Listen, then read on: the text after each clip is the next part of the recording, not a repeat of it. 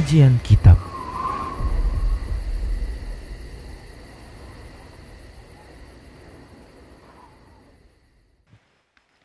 Bismillahirrahmanirrahim. Assalamualaikum warahmatullahi wabarakatuh. Alhamdulillah. Alhamdulillahi rabbil alamin. Wal aqibatu lil muttaqin fala udwana illa 'alal zalimin. Asyhadu an la ilaha illallah wahdahu la syarika lah. Wa asyhadu anna Muhammadan 'abduhu wa rasuluh. Salawatu Rabbi wa salamuhu alaihi wa ala alihi wa ashabihi wa man ihtada bihadyihi wastanna bisunnatihi ila yaumiddin wa sallama tasliman katsira, amma ba'du. Ikhwani wa akhawati kaum muslimin, kaum muslimat, rahimani wa rahimakumullahu jami'a.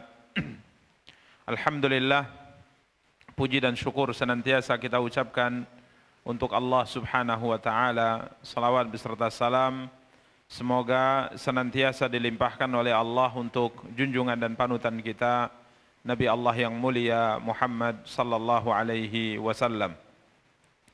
Ikhwani wa akhawati kaum muslimin, kaum muslimat, rahimani wa rahimakumullahu jami'a. Biidznillah, pada kesempatan yang berbahagia kali ini kita akan kembali melanjutkan kajian dan pembahasan kita mencoba untuk membaca dan menjelaskan Sirah An-Nabawiyah, perjalanan hidup Nabi kita yang mulia Muhammad sallallahu alaihi wasallam, dari kitab Al-Lu'lu'ul Maknun fi Sirati An-Nabiyyil Ma'mun karya Al-Syeikh Musa bin Rashid Al-Azimi hafizahullahu ta'ala.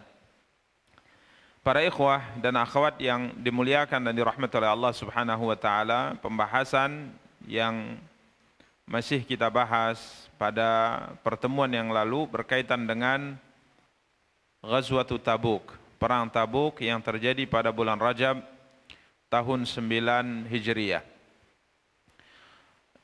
Kita telah sampai pada pembahasan persiapan yang dilakukan oleh Nabi kita yang mulia sallallahu alaihi wasallam dan para sahabat untuk keberangkatan perang besar ini,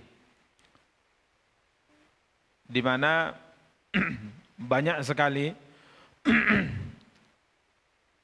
Allah Subhanahu wa taala menceritakan dengan jelas terkait dengan sikap perilaku orang-orang munafikin yang mereka mencari-cari alasan untuk agar tidak ikut di perang ini, atau mencari-cari alasan dan menyampaikannya kepada Rasulullah, meminta izin kepada beliau agar kiranya Rasulullah sallallahu alaihi wasallam memberikan izin kepada mereka untuk tidak ikut serta di perang Tabuk ini.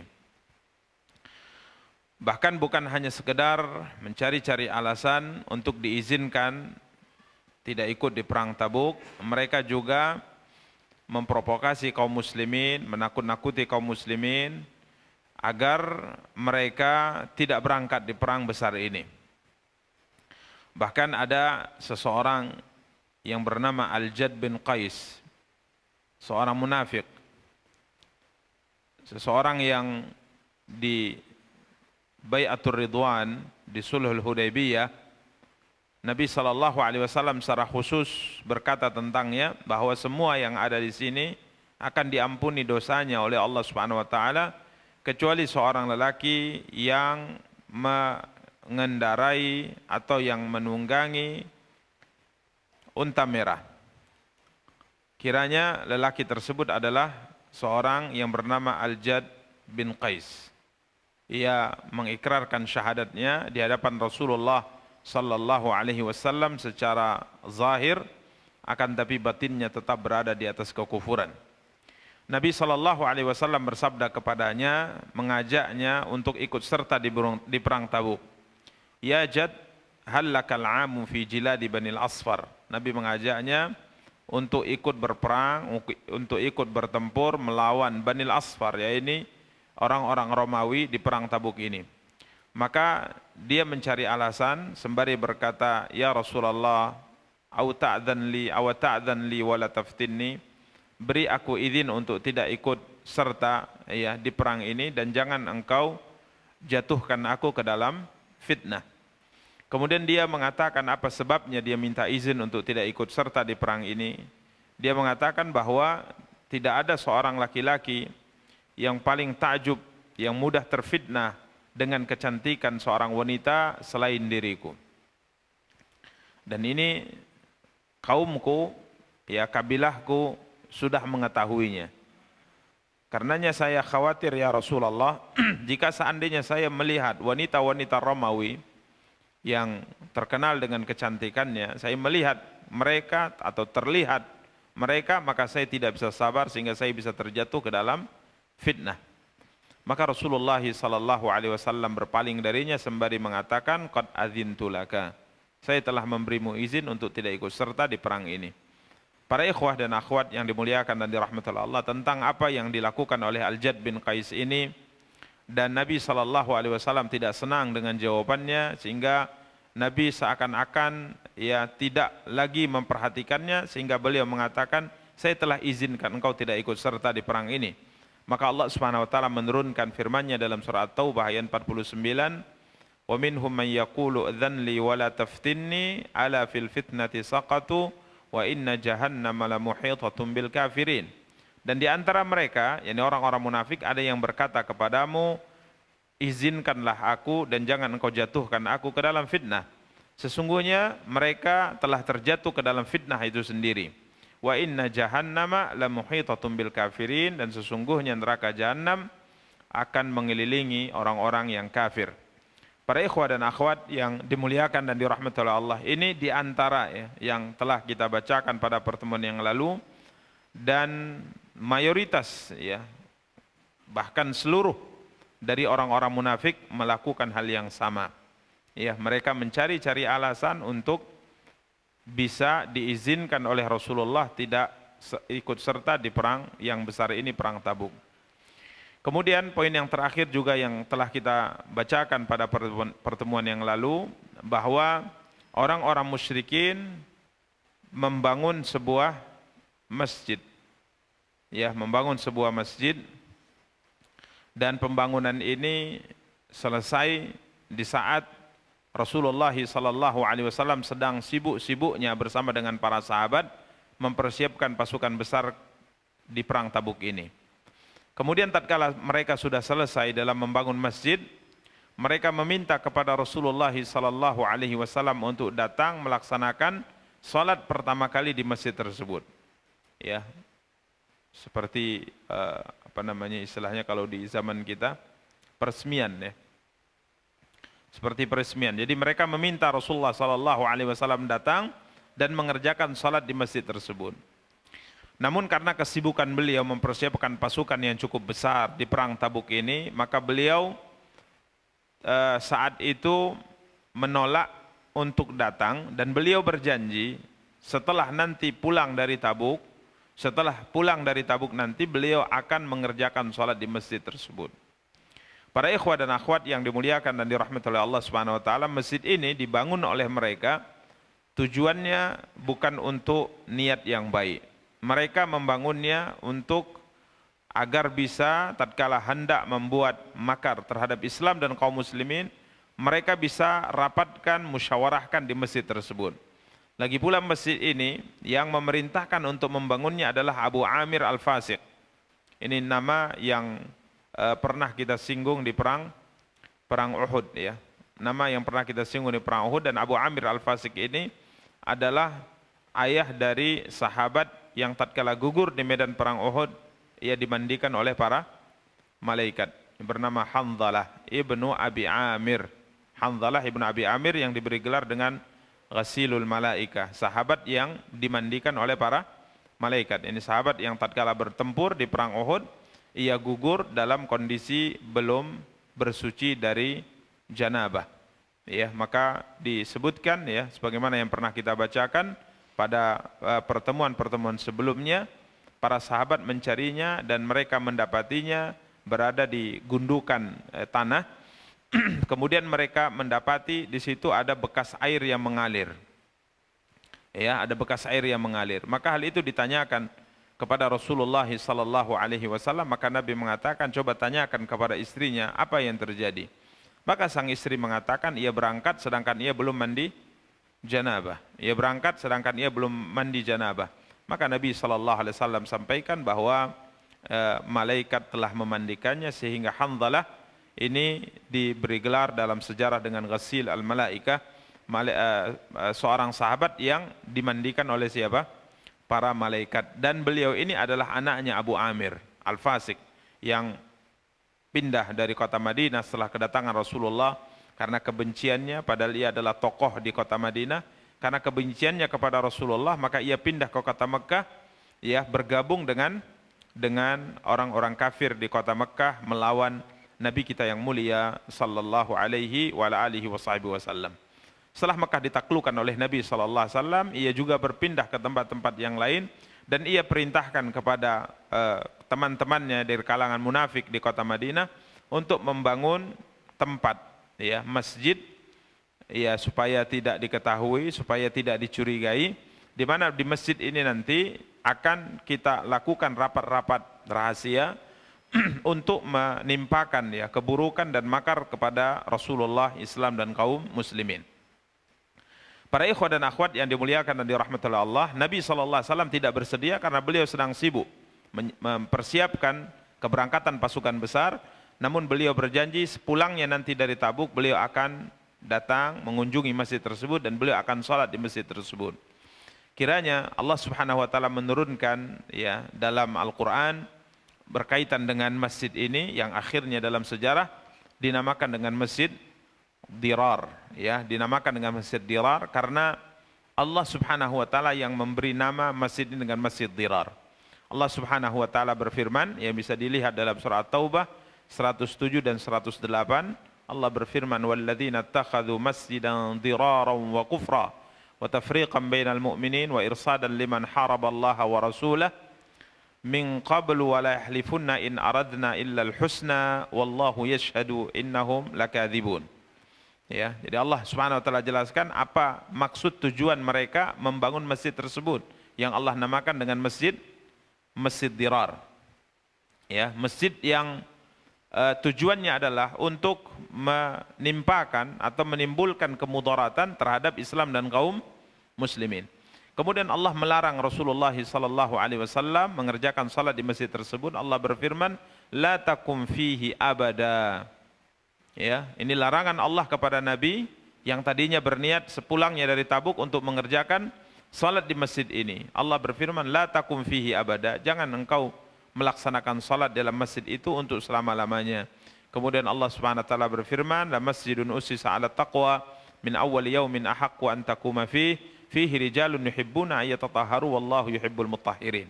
Allah menyebutkan tentang masjid yang lebih layak beliau mengerjakan salat di atasnya, masjid yang dibangun di atas ketakwaan. Ya, sebagian para ulama mengatakan masjid yang dimaksud adalah Masjid Quba atau Masjid Nabawi yang dibangun oleh Nabi kita yang mulia sallallahu alaihi wasallam. Demikian para ikhwah dan akhwat yang dimuliakan dan dirahmati Allah. Akhirnya masjid ini sepulangnya Rasulullah dari Tabuk, Nabi memerintahkan untuk menghancurkan dan merobohkan masjid ini. Ya, beliau berkata, ayat-ayat ini turun di saat Nabi sudah kembali dari Tabuk. Ya, Nabi pulang dari Tabuk di perjalanan. Tatkala Nabi hendak mengerjakan salat di masjid ini, Allah turunkan ayat ini. Kemudian tatkala ayat ini turun, maka Rasulullah SAW memerintahkan untuk merobohkan dan menghancurkan masjid Dirar. Demikian para ikhwah dan akhwat yang dimuliakan dan dirahmati oleh Allah Subhanahu wa taala.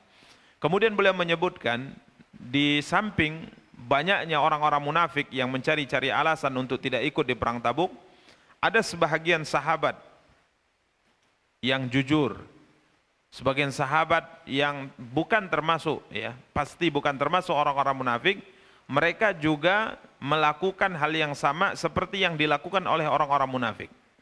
Mereka tidak ikut serta di perang ini, atau ada di antara mereka yang ikut serta tapi ketinggalan.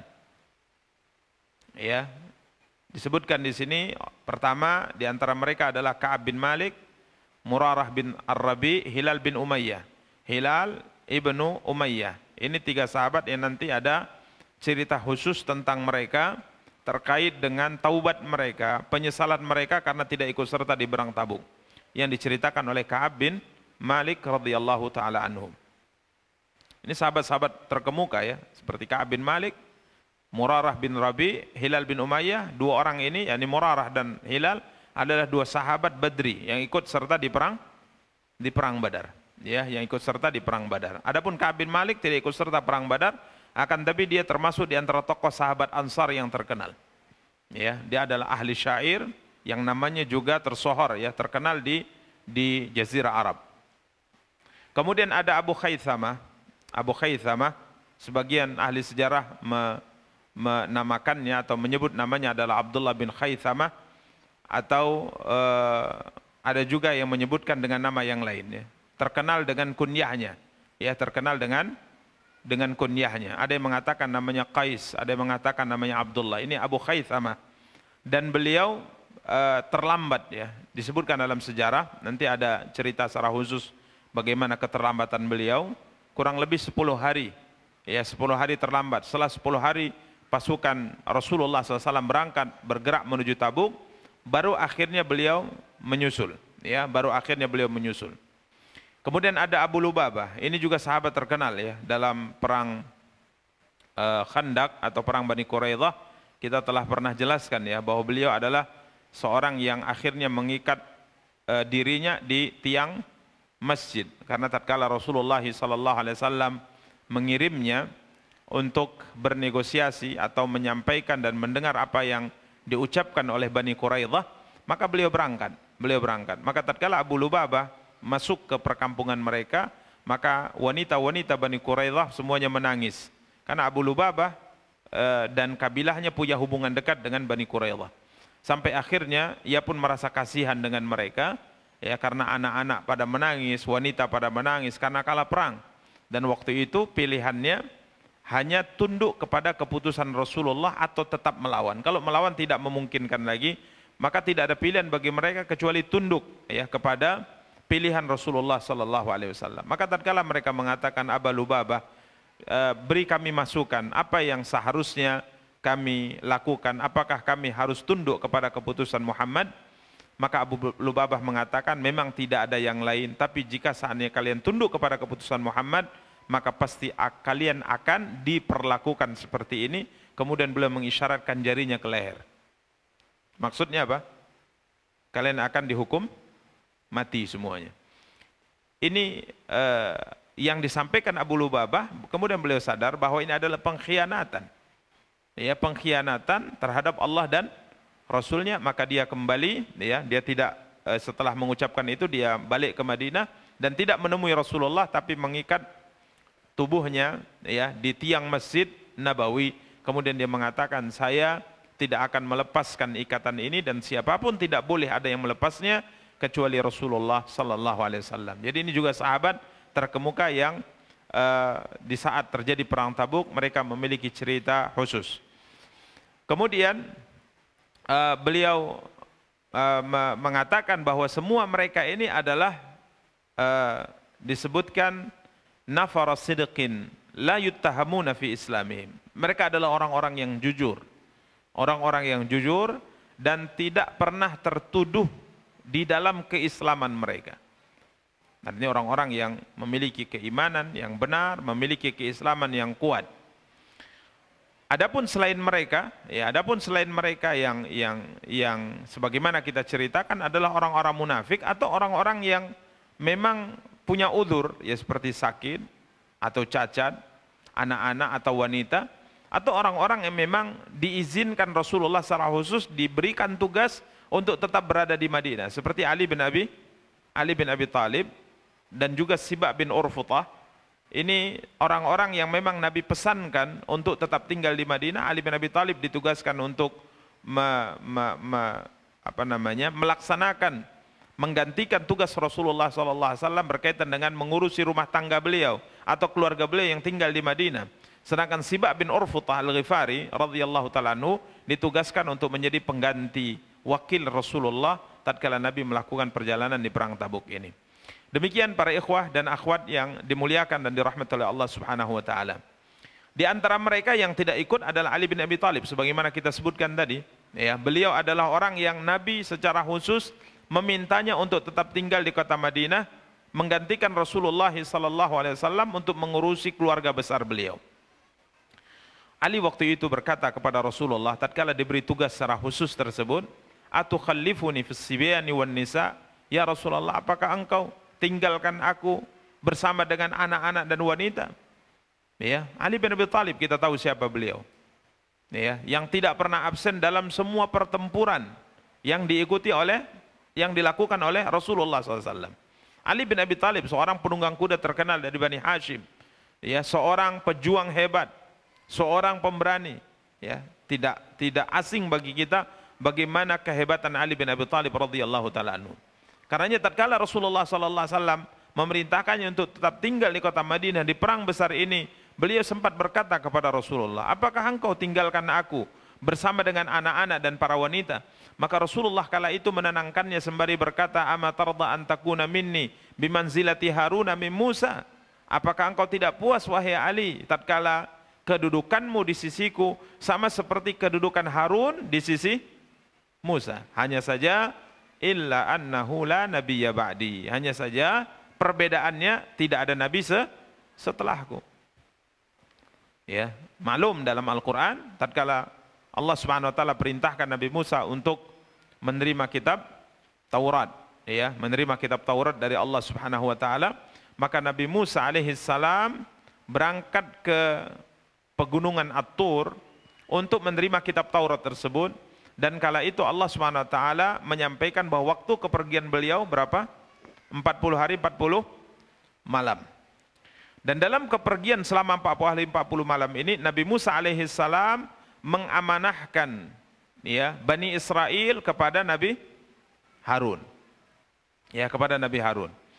Dan ceritanya setelah 40 hari 40 malam Allah menyempurnakannya menjadi 50 hari 50 malam, di mana di saat itulah terjadi fitnah, ya, kerusakan di kalangan Bani Israel. Mereka akhirnya menyembah apa? Menyembah anak sapi. Ya. Dan tatkala Nabi Musa kembali melihat Bani Israel telah terfitnah oleh Samiri menyembah anak sapi, maka di situ sebagaimana kita baca dalam Al-Qur'an, Nabi Musa marah kepada siapa? Wakilnya, Nabi Harun alaihi salam, sampai menarik apanya? Menarik janggut Nabi Harun alaihi salam. Ya. Dia tarik janggut, dia pegang dan dia tarik janggut Nabi Harun alaihi salam. Kemudian dia marahi, ya. Beliau marah kepada Nabi Harun. Kala itu Nabi Harun mengatakan bahwa saya sudah memberi peringatan akan tapi mereka tidak mau, bahkan mereka hendak membunuh saya. Inilah yang dikatakan oleh Nabi Musa alaihi salam, Nabi Muhammad sallallahu alaihi wasallam kepada Ali bin Abi Thalib. Apakah engkau tidak puas, ya, wahai Ali, kedudukanmu di sisiku sama seperti kedudukan Harun di sisi Musa. Ya, hanya saja tidak ada nabi setelahku. Ali pun akhirnya terima, ya, dengan tugas ini. Namun orang-orang munafik komentar, ya, mereka mengomentari penunjukan Ali untuk tidak berangkat. Ada di antara mereka yang mengatakan perang ini besar, perang ini berat, karenanya menantunya ini Ali bin Abi Thalib diperintahkan olehnya untuk tetap tinggal di mana? Di Madinah. Ya, banyak sekali komentar-komentar miring yang diucapkan oleh orang-orang munafik terhadap Ali bin Abi Thalib. Ya, akhirnya beliau tidak kuat juga, padahal rombongan pasukan telah bergerak keluar dari Madinah. Awalnya beliau terima dengan apa yang disampaikan oleh Nabi sallallahu alaihi wasallam. Tatkala Nabi sallallahu alaihi wasallam sampai di daerah yang namanya Jurf, ya, sudah keluar dari kota Madinah, beliau bermarkas sementara waktu di daerah yang namanya Jurf. Maka Ali bin Abi Thalib tidak tahan juga dengan komentar miring dari orang-orang munafikin, maka akhirnya beliau membawa senjatanya, membawa peralatan perangnya, kemudian berangkat menyusul Rasulullah sallallahu alaihi wasallam. Maka Nabi bertanya kepadanya, "Ma ja'a bika ya Ali?" Apa yang menyebabkan engkau datang kemari wahai Ali? Dia mengatakan, ya Rasulullah, orang-orang berkata seperti ini. Ya. Maka Rasulullah SAW katakan, kadzabu, mereka berdusta. Walakinnani khallaftuka li taraktu warai. Saya izinkan engkau tidak berangkat untuk mengurusi keluargaku yang ada di kota Madinah. Farji, kembalilah, ya, laksanakan tugasmu dalam menggantikan, ya, pengurusan, menggantikanku terhadap keluarga dan keluargaku dan keluargamu. Apakah engkau tidak puas wahai Ali kedudukanmu di sisiku seperti kedudukan Harun di sisi Musa? Hanya saja tidak ada nabi setelahku. Maka Ali mengatakan bala. Sa'ad bin Abi Waqqas radhiyallahu taala anhu mengatakan, Ali pun langsung berbalik pulang ke Madinah dengan jalan yang begitu cepat dan sigap. Ya, kalau mungkin tugas yang pertama tadi agak berat, ya, ditinggal di perang yang sangat luar biasa, tapi setelah ditegaskan untuk yang kedua kalinya, maka Sa'ad bin Abi Waqqas mengatakan, fa'adbara aliyun musri'an ka'anni anzur ila ghubar qadamaihi yasta. Aku lihat setelah Nabi menyampaikan hal demikian, maka Ali pun berbalik langsung balik ke Madinah, dan aku masih melihat, ya, karena langkahnya yang cepat, semangat luar biasa, aku melihat debu-debu itu berterbangan di belakang beliau radhiyallahu taala anhu. Demikian para ikhwah dan akhwat yang dimuliakan dan dirahmati oleh Allah Subhanahu wa taala.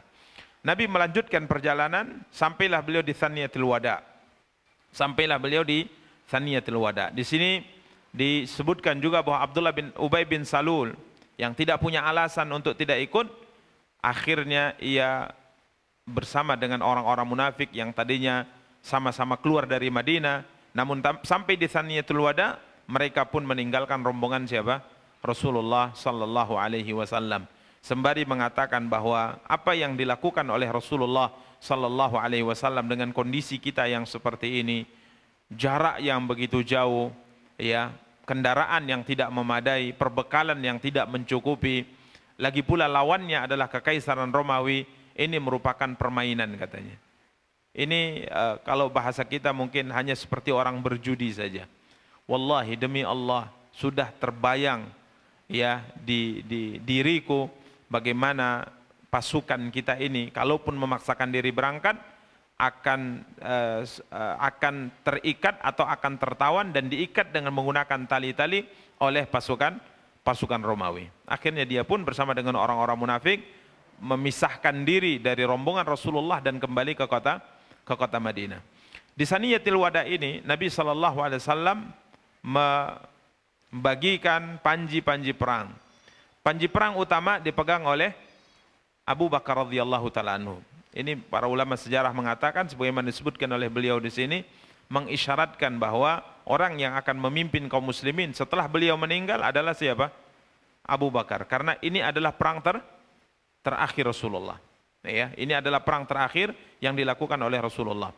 Kemudian Nabi SAW berikan panji perang untuk orang-orang muhajirin kepada Az-Zubair bin Awam. Kemudian panji perang kepada orang Aus diberikan pada Usaid bin Hudhair. Panji perang kepada orang-orang Khazraj diberikan kepada sahabat yang mulia Al-Hubab ibnul Munzir. Demikian para ikhwah dan akhwat yang dimuliakan dan dirahmati oleh Allah Subhanahu wa taala. Maka pasukan terus melanjutkan perjalanan. Setelah meninggalkan kota Madinah kurang lebih selama 10 hari, ya sudah 10 hari kepergian Rasulullah, maka disinilah muncul sebuah penyesalan besar di hati seorang sahabat yang kita sebut tadi, terkenal dengan kunyahnya bernama Abu Khaythamah. Para ikhwah dan akhwat yang dimuliakan dan dirahmati oleh Allah SWT, beliau tidak punya uzur. Ya, sekedar malas saja berangkat, ya, di musim panas, di kondisi yang kurang tepat untuk berangkat menurut, ya, kebanyakan orang-orang munafik saat itu atau seluruh orang-orang munafik saat itu. Maka beliau termasuk orang yang tidak ikut dalam rombongan. Falamma sara Rasulullah sallallahu alaihi wasallam ila Tabuk ayyaman. Tatkala Nabi SAW sudah meninggalkan kota Madinah, bergerak menuju Tabuk beberapa hari. Sebagian ahli sejarah mengatakan sudah 10 hari. Maka Abu Khaythamah, ya, dan suasana panas ya, cuaca sangat panas ya, sebagaimana yang sudah kita jelaskan pada pertemuan sebelumnya. Maka Abu Khaythama pun kembali ke rumahnya. Ini setelah 10 hari keberangkatan Rasulullah. Kemudian beliau dapati 2 istri beliau. Ini di perkebunan kurma beliau. Kemudian di situ ada 2 rumah. Ada istri 1, istri kedua, istri pertama, istri kedua. Ya. Kemudian beliau masuk, beliau dapati kedua istri beliau ini telah menantinya. Qad rasyad kulla wahidatin minhuma arishaha wa barradat lahu fihima. Di mana kedua istri beliau ini kedua-duanya telah mempersiapkan rumah mereka berdua dengan yang sebagus-bagusnya. Bahkan kedua-duanya telah menyiapkan air untuknya. Wa hayyat lahu fihi ta'aman, dan sudah disiapkan makanan. Falamma dakhala qama ala babil arish. Tatkala beliau masuk ke perkebunan kurma beliau, melihat fasilitas dunia yang dia miliki, punya istri yang cantik, oh ya, kemudian makanan di situ tersedia, air minum juga ada, di bawah rindangnya perkebunan apa? Kurma, ya. Maka beliau kemudian, ini sebelum masuk, beliau teringat siapa? Rasulullah sallallahu alaihi wasallam. Beliau mengatakan, "Ma hadza bin nisf." Ini tidak adil, katanya. Ini tidak adil. Dia katakan kepada kedua istrinya, ini tidak adil ini. Dia berkata, dia berkata pada dirinya, tidak adil. Bagaimana mungkin saya dalam kondisi seperti ini ya?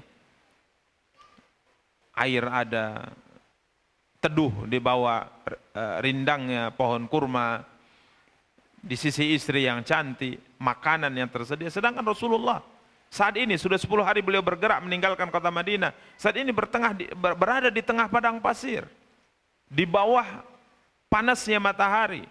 Tidak ada makanan, mungkin tidak ada minuman. Ini tidak adil. Ini tidak adil. Ini tidak pantas saya lakukan seperti ini. Kemudian beliau berkata kepada 2 istrinya, "Wallahi la adkhulu arisha wahidatin minkuma hatta alhaqa bi Rasulillah sallallahu alaihi wasallam." Demi Allah, saya tidak akan masuk ke salah satu di antara rumah kalian sampai saya akan menyusul Rasulullah sallallahu alaihi wasallam. Karena beliau mengatakan, "Hayyi ali zadan," siapkan untukku bekal. Ya, maka keduanya pun menyiapkan perbekalannya, kemudian dia mengendarai kendaraannya dan ia bergerak sendirian menyusul siapa? Rasulullah SAW. Dan akhirnya beliau berhasil menyusul rombongan Rasulullah SAW. Kala itu Nabi sudah sampai di Tabuk. Nabi sudah sampai di Tabuk. Maka tatkala beliau sudah mendekat kepada Rasulullah, wa huwa nazilun bi Tabuk, kala itu Nabi SAW sudah berkemah di Tabuk, maka dari kejauhan mulai muncul seseorang menaiki kendaraan. Ini belum terlihat jelas, masih jauh, di tengah padang pasir ya, pandangan tidak ada yang menghalangi. Maka manusia berkata kepada Rasulullah, "Ya Rasulullah, ini ada seorang pengendara yang mendekat ke kita." Maka Rasulullah berkata, "Kun Aba Khaythama." Dia adalah siapa?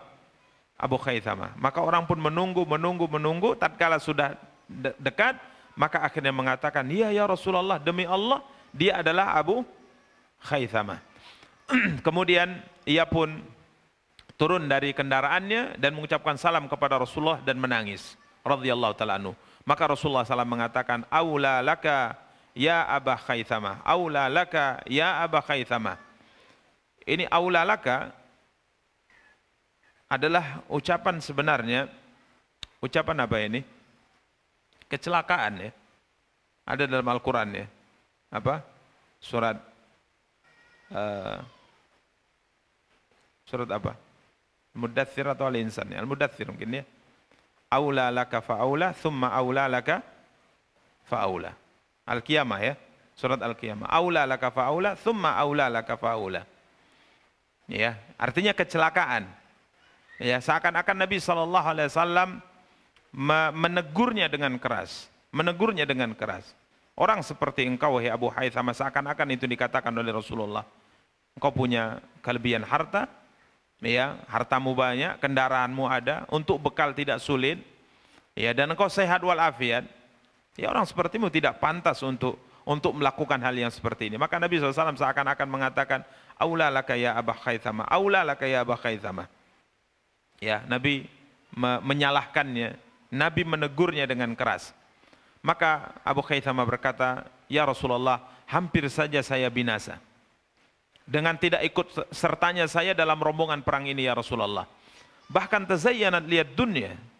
Dunia itu menampakkan keindahannya kepada aku. Bahkan hartaku kulihat sangat indah. Bahkan aku hampir memilih itu semua dan meninggalkan apa? Jihad. Maka akhirnya Rasulullah SAW mendoakan ampunan untuknya dan Nabi SAW mendoakan kebaikan dan keberkahan untuknya. Jadi dia menyesal, mengakui kesalahannya dan dengan cepat melakukan sesuatu yang ia tinggalkan sebelumnya. Ini menunjukkan bahwa dia benar-benar bertaubat.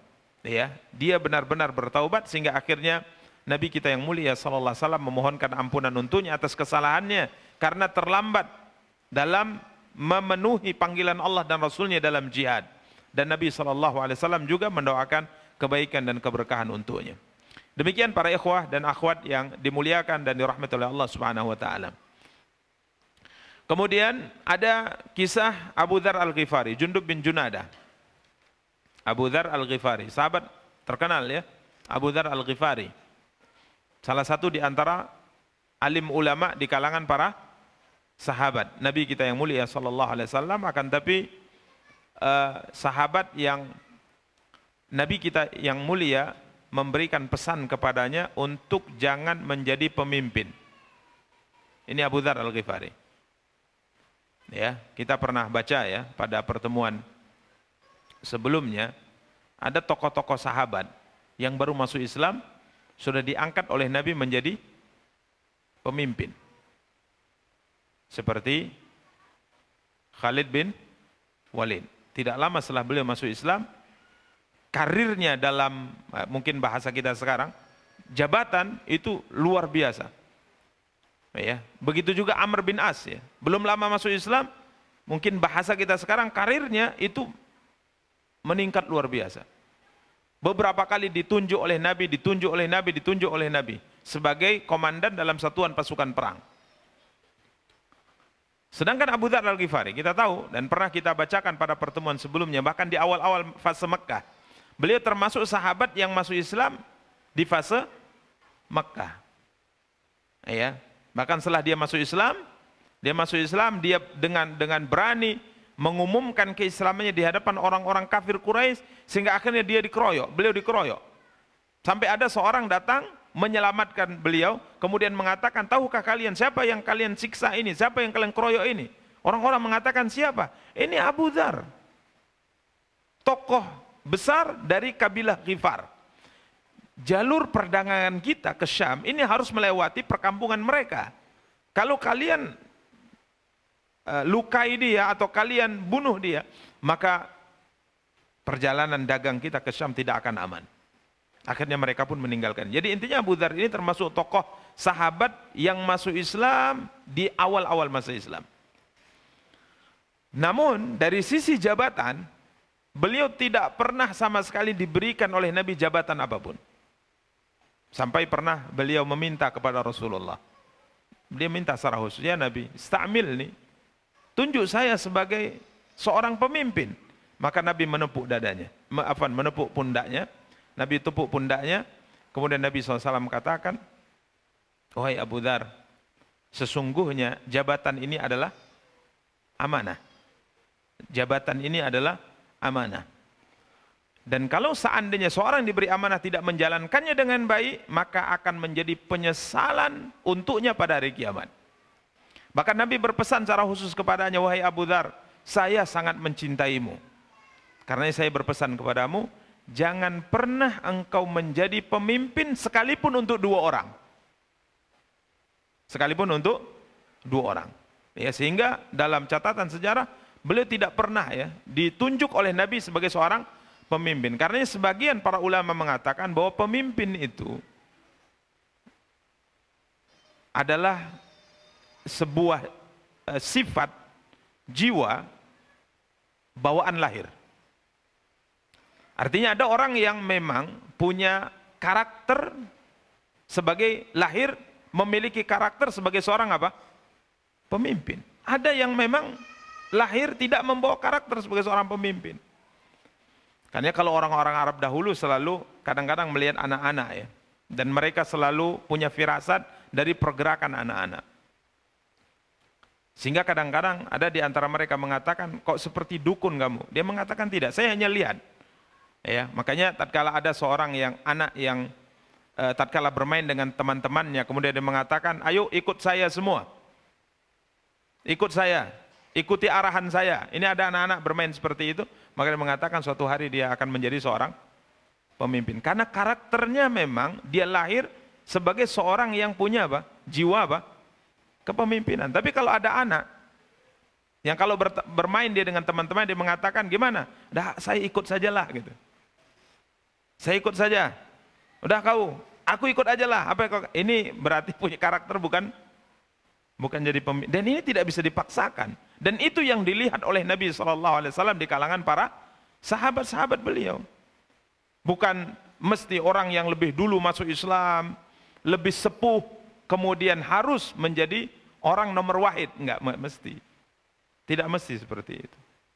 Karena dia ini untuk kemaslahatan semua. Karena Nabi SAW, Khalid bin Walid masuk Islam, langsung dikasih apa? Tugas. Amr bin As masuk Islam, langsung diberi apa? Tugas. Dan kita di Perang Mu'tah nanti insya Allah kita akan lihat ya. Perang Mu'tah ya. Yang sudah pernah kita kaji. Di mana Sabit bin Akram, ini sahabat terkemuka setelah Zaid bin Harisah gugur, Ja'far bin Abi Thalib gugur, Abdullah bin Rawaha gugur, maka panji perang tidak tahu akan diberikan pada sahabat. Sabit bin Akram ini sahabat senior. Dia ambil panji perang itu kemudian diserahkan pada Khalid bin Walid. Apa kata Khalid? Tidak, saya tidak mau menerimanya. Engkau lebih layak memegang panji perang itu daripada saya. Lagi pula orang muhajirin yang lebih dulu masuk Islam ini masih banyak. Silakan kasih ke mereka. Maka Sabit bin Akram mengatakan, tidak wahai Khalid, kau lebih layak memegang panji perang ini karena engkau punya keahlian di sini. Padahal beliau belum lama masuk Islam. Maka akhirnya Sabit berkata kepada para sahabat, apakah kalian ridha panji perang ini dipegang oleh Khalid? Semuanya mengatakan siap. Dan terbukti ya bagaimana kehebatan beliau dalam menjalankan tugas ini sampai akhirnya kaum muslimin bisa kembali semuanya dengan selamat. Ini para ikhwah dan akhwat. Ini Abu Dzar Al-Ghifari radhiyallahu taala. Disebutkan dalam sejarah ini, beliau berangkat bersama dengan Rasulullah. Beliau tidak terlambat berangkat, namun qaddarallah kendaraan beliau itu lemah. Jadi unta yang beliau tunggangi itu tidak bisa mengejar atau tidak bisa berjalan bersama dengan rombongan, selalu terlambat, bahkan lama-lama semakin parah itu. Ya, semakin parah. Ya, dibandingkan dengan jalan lebih cepat apa? Jalan. Ini naik kendaraan dengan jalan kaki lebih cepat apa? Jalan kaki. Maka karena merasa terganggu dan terlambat jauh dari rombongan Rasulullah SAW, akhirnya beliau pun turun, beliau ambil bekal beliau ambil, kemudian beliau pikul dan beliau jalan. Untanya beliau tinggalkan, karena lebih cepat berjalan kaki daripada naik apa? Naik unta. Para ikhwah dan akhwat yang dimuliakan dan dirahmati oleh Allah Subhanahu wa taala. Rasulullah SAW dalam perjalanan selalu bertanya kepada para sahabat, adakah yang kalian tahu yang tidak ikut dalam rombongan kita? Para sahabat kasih informasi si fulan. Ya memang sebagaimana kita sebutkan pada pertemuan sebelumnya, tidak ada daftar pasukan yang dipegang oleh Rasulullah. Tidak ada absensi. Hanya saja ya Nabi SAW selalu bertanya kepada para sahabat, dari kabilah ini siapa yang tidak hadir? Si fulan. Jadi akhirnya yang tidak hadir itu juga ketahuan. Yang tidak ikut serta dalam rombongan itu walaupun jumlahnya 30.000 pasukan juga akhirnya ketahuan. Sehingga Rasulullah SAW tatkala diinformasikan si fulan ya Rasulullah tidak ikut serta dengan kita, maka Rasulullah mengatakan biarkan, kalau seandainya padanya ada kebaikan maka Allah akan pertemukan dia dengan kita. Kalau seandainya tidak ada kebaikan pada dirinya, maka Allah akan selamatkan kalian darinya. Begitu seterusnya. Sampai akhirnya orang-orang berkata, ya Rasulullah, takhallafa Abu Dzar. Abu Dzar tidak ada dalam rombongan ya Rasulullah. Padahal beliau bukan tidak ada. Tapi beliau berangkat dari Madinah bersama, jumlah pasukan banyak, tidak diketahui. Namun beliau terlambat, semakin lama kendaraan semakin parah, ya. Akhirnya beliau berjalan.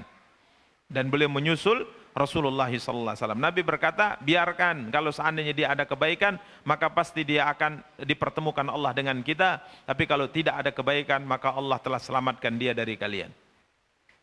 Abu Dzar terus, ya, akhirnya berjalan kaki, sampai tatkala Rasulullah SAW di Tabuk, dari kejauhan seperti Abu Khaythamah, dari kejauhan ada orang, tapi Abu Khaythamah tadi naik unta, ini berjalan kaki. Dari kejauhan sudah dilihat orang berjalan kaki. Maka orang-orang mengatakan, ya Rasulullah, ada seseorang yang berjalan sendirian menuju rombongan kita. Maka Rasulullah katakan, kun Abu Dzar. Ya, semoga saja dia adalah Abu Dzar. Tatkala diperhatikan, semakin mendekat. Benar, rupanya Abu Dzar ya Rasulullah. Maka Nabi bersabda, rahimallah Abu Dzar. Semoga Allah merahmati Abu Dzar. Yamshi wahdahu, dia berjalan sendirian. Wa yamutu wahdahu, dan kelak akan mati sendirian. Wa yub'atsu wahdahu, dan kelak akan dibangkitkan juga sendirian. Ini nubuat Nabi SAW kepada siapa? Abu Dzar Jundub bin Junadah.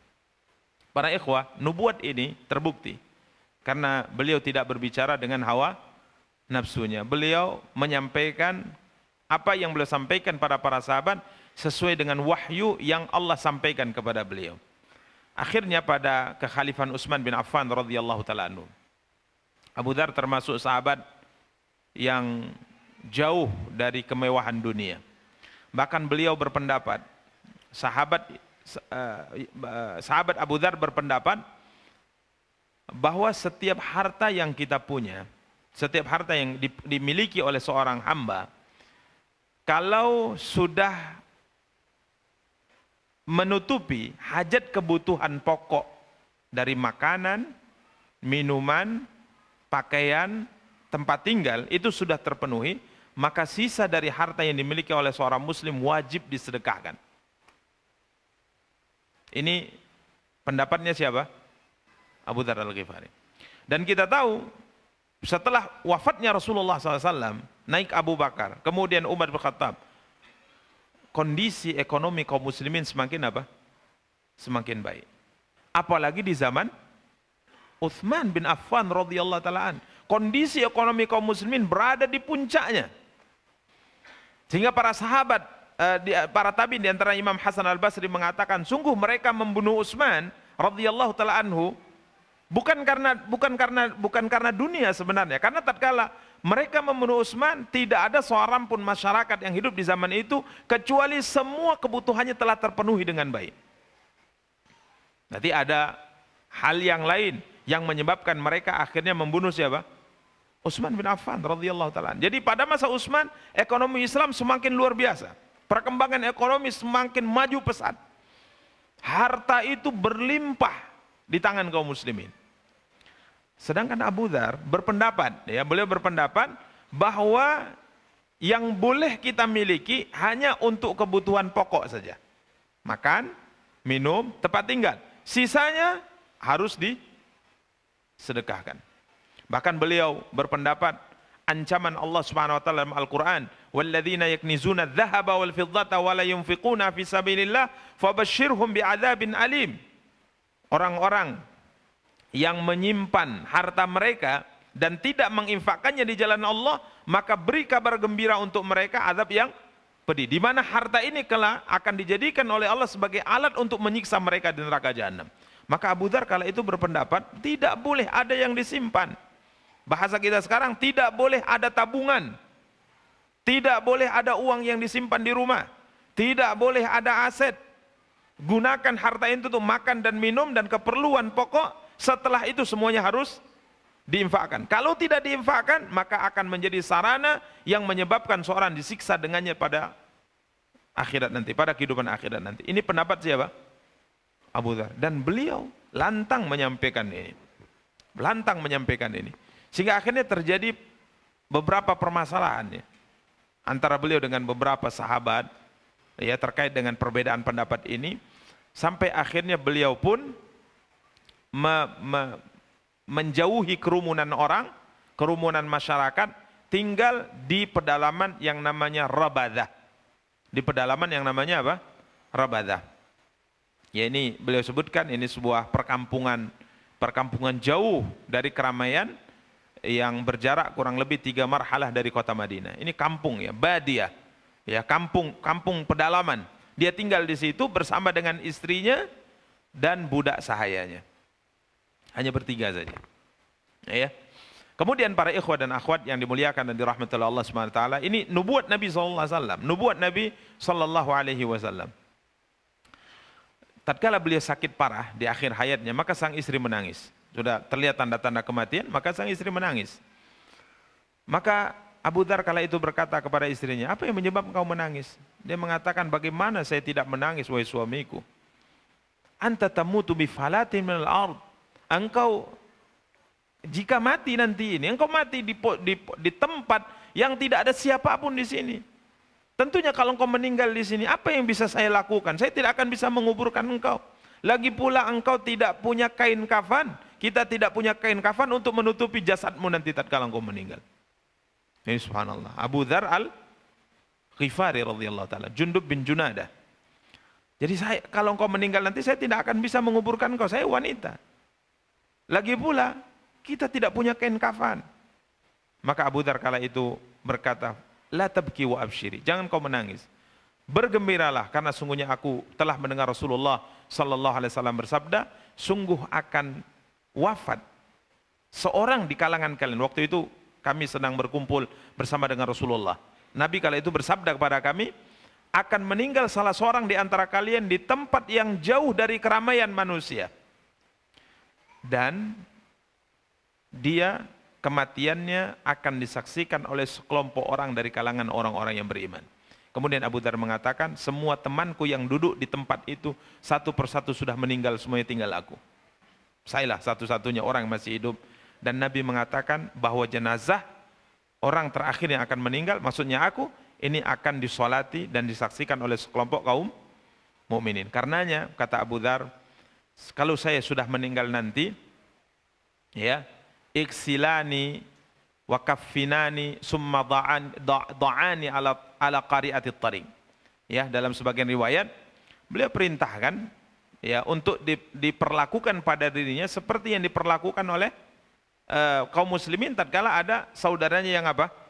Meninggal. Kemudian letakkan aku di pinggir jalan. Letakkan aku di pinggir jalan. Jalan lewat. Tiba-tiba disebutkan oleh sang istri, fa'awwalu rakbin yamurru bikum qulu hadza Abu Dzar sahibu Rasulillah. Nanti kalau ada rombongan pertama yang lewat, sampaikan kepada mereka ini adalah Abu Dzar sahabatnya Rasulullah SAW, bantu kami untuk menyelesaikan fardu kifayahnya. Tatkala meninggal, maka kami lakukan apa yang telah dia perintahkan. Kemudian tiba-tiba datanglah rombongan dari Irak, Ummaran, mereka hendak mengerjakan umrah. Mereka lewat, bahkan rombongan ini hampir saja disebutkan dalam sejarah menginjak jasadnya siapa? Abu Dzar, karena mereka tidak tahu. Ya, sampai akhirnya mereka berhenti, kemudian sang istri mengatakan ini adalah sahabat Rasulullah Abu Dzar, maka Abdullah bin Mas'ud pun menangis ya, terseduh-seduh melihat kondisinya. Kemudian beliau berkata, sungguh benar apa yang dikatakan oleh Rasulullah di perang Tabuk. Tamshi wahdak, engkau berjalan sendirian dan akan mati sendirian dan akan dibangkitkan apa? Sendirian. Kemudian dia turun bersama dengan teman-temannya, rombongannya Abdullah bin Mas'ud, kemudian menyelesaikan fardu kifayahnya. Demikian para ikhwah dan akhwat yang dimuliakan dan dirahmati oleh Allah. Dan tentunya Abu Dzar dalam pendapatnya menyelisihi pendapat para sahabat, ya, atau keseluruhan para sahabat. Yang diancam dalam ayat tersebut, yang tidak menginfakkannya di jalan Allah adalah tidak mengeluarkan apa? Zakatnya. Jadi harta yang kita punya sekalipun banyak tidak mengapa selama ditunaikan apanya? Zakatnya. Tapi kalau tidak ditunaikan zakatnya, ini yang akan menjadikan barang tersebut atau harta tersebut sebagai sarana yang akan digunakan untuk menyiksa pemiliknya pada hari kiamat. Demikian para ikhwah dan akhwat yang dimuliakan dan dirahmati oleh Allah. Nabi kita yang mulia sallallahu alaihi wasallam memuji Abu Dzar dalam sabda beliau, ma adhallatil khadra'u wala aqallatil ghabra'u ala dhi lahjatin asdaq min Abi Dzar. Tidak ada seorang manusia yang hidup di bawah kolong langit, berjalan di atas bumi, yang memiliki ucapan yang paling jujur dari siapa? Abu Dzar Al-Ghifari. Ini pujian Nabi terhadap Abu Dzar Jundub bin Junadah radhiyallahu taala anhu. Demikian para ikhwah dan akhwat yang dimuliakan dan dirahmati oleh Allah Subhanahu wa taala.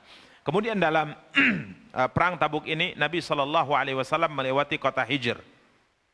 Ya, kota Hijr, yakni kota yang dahulu ditempati oleh kaum Tsamud, ya, kaumnya Nabi Saleh. Ya, kaumnya Nabi Saleh. Ya, mereka adalah orang yang diberikan oleh Allah Subhanahu wa taala keahlian untuk membuat rumah-rumah di pegunungan. Jadi mereka memahat gunung, kemudian membuat istana, membuat rumah di dalam gunung-gunung yang mereka pahat. Ini keahlian mereka. Nabi SAW tatkala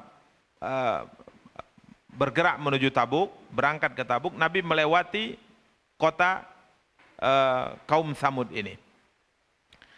Kemudian para ikhwah dan akhwat yang dimuliakan dan dirahmati oleh Allah Subhanahu wa taala, Nabi SAW tatkala melewati tempat ini, Nabi menggerakkan kendaraannya dengan cepat. Kemudian beliau sallallahu alaihi wasallam akhirnya berkemah di satu tempat yang dekat dengan kota kaum Tsamud. Tidak di dalam kotanya, tapi dekat dengan itu. Dan para sahabat manusia kala itu ada di antara mereka yang masuk ke kota itu dan mengambil apa? Air yang ada di kota tersebut. Ada sumur-sumur peninggalan mereka diambil oleh para sahabat, bahkan mereka gunakan untuk mengadon roti dan sebagainya. Kemudian Rasulullah sallallahu alaihi wasallam bersabda, "La tadkhulu masakinal ladzina zalamu anfusahum illa an takunu bakin ayusibakum mithlu ma asabahum." Jangan kalian masuk ke tempat-tempat tinggal orang-orang yang telah menzalimi diri mereka kecuali dalam kondisi menangis. Ya, dalam kondisi menangis. Khawatir akan menimpa kalian apa yang telah menimpa mereka. Para ikhwah dan akhwat yang dimuliakan dan dirahmati oleh Allah Subhanahu wa taala, dan Rasulullah sallallahu alaihi wasallam kemudian melarang ya para sahabat untuk mengambil air peninggalan dari sumur-sumur yang ada di kota kaum Tsamud, kota Hijr. Dan Nabi sallallahu alaihi wasallam juga bahkan memerintahkan adonan roti yang sudah diadon dengan menggunakan air dari sumur-sumur tua mereka, diperintahkan Nabi SAW untuk dibuang. Air yang sudah diambil diperintahkan Nabi untuk dibuang. Nabi hanya bolehkan mereka mengambil air dari sumur yang dahulu dipakai untuk minum untanya Nabi Saleh saja. Ya, demikian para ikhwah dan akhwat yang dimuliakan dan dirahmati oleh Allah Subhanahu wa taala. Kemudian Nabi SAW menyampaikan beberapa nasihat ya secara khusus kepada para sahabat. Jangan kalian minta untuk membenarkan sebuah kebenaran dengan tanda-tanda tertentu. Ya, karena ini kebiasaan orang kafir ya. Tatkala diajak untuk masuk Islam, diajak untuk menerima dakwah seorang nabi, mereka mengatakan kami tidak akan beriman kecuali kamu tunjukkan kepada kami buktinya apa. Makanya kita lihat ya ada permintaan-permintaan yang aneh-aneh dari orang-orang kafir kepada nabi-nabi mereka. Sampai kita tahu di Mekah misalnya, banyak sekali permintaan mereka yang aneh-aneh kepada siapa? Rasulullah. Mereka minta bulan dibelah. Ya, mereka minta itu. Ini permintaan-permintaan yang bagi orang yang hatinya baik, hatinya ingin selamat, tidak perlu. Ya, tidak perlu hal yang seperti ini. Maka Nabi ingatkan, la tas'alul ayat. Sungguh yang seperti ini telah dilakukan oleh kaum Nabi Saleh. Bahkan yang mereka minta kepada Nabi Saleh adalah sesuatu yang secara logika mustahil terjadi. Mereka mengatakan, ya Saleh, seandainya engkau memang benar, ya, maka coba keluarkan dari sebongkah batu ini. Mereka tunjuk sebongkah batu. Keluarkan dari sebongkah batu ini seekor unta betina. Ini kan permintaan yang lancang. Coba minta seekor unta betina lahir dari sebongkah batu, dan unta tadi bisa diperah susunya.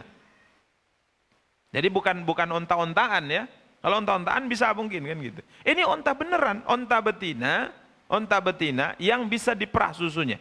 Maka Nabi Saleh berdoa kepada Allah dan Allah kabulkan doa itu sehingga batu tadi pun terbelah, keluar darinya apa?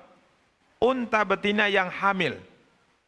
Yang hamil dan akhirnya melahirkan dan akhirnya punya apa? Susu yang bisa diperah dan susunya cukup untuk semua penduduk di kota Hijr. Ini para ikhwan dan akhwat, ini minta mereka. Tapi apakah permintaan mereka terkait dengan tanda ini menyebabkan mereka akhirnya masuk Islam, menerima dakwah Nabi Saleh? Tidak, malah mereka melampaui batas, lebih jahat lagi. Ya, bukan hanya akhirnya menyatakan kalah walaupun tidak beriman, tapi malah mereka membunuh unta Nabi Saleh, bahkan mereka juga berniat untuk membunuh Nabi Saleh. Akhirnya Allah binasakan mereka dengan suara halilintar yang sangat kuat dari langit, sehingga membuat jantung mereka lepas dari posisinya masing-masing.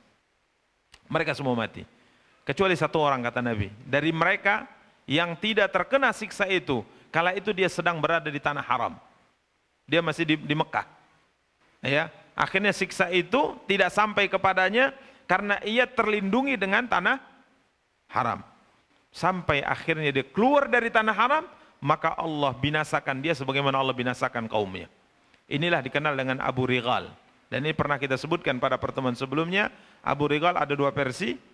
Abu Rigal kaum Thamud, dan juga ada Abu Rigal yang sebagian ahli sejarah mengatakan penunjuk jalan bagi pasukan Abraha untuk menghancurkan apa?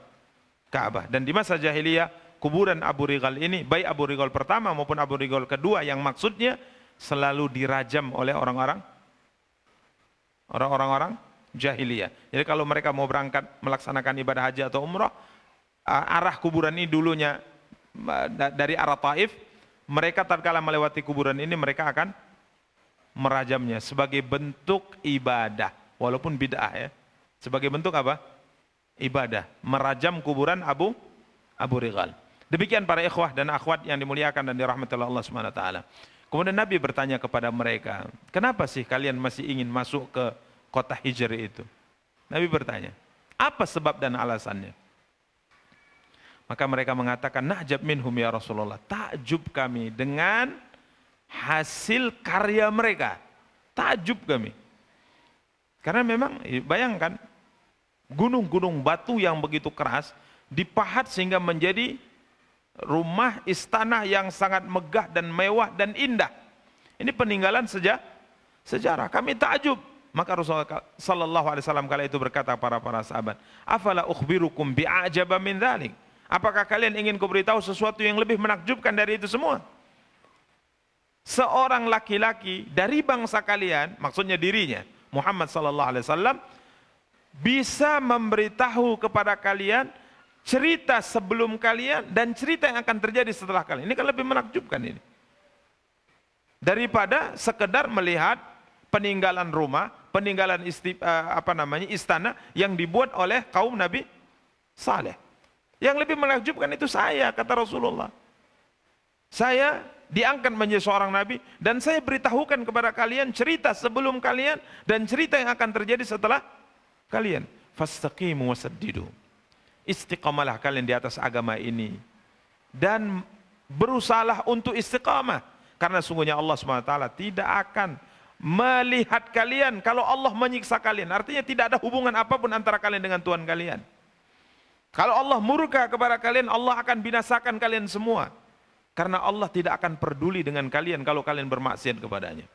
Ini yang disampaikan oleh siapa?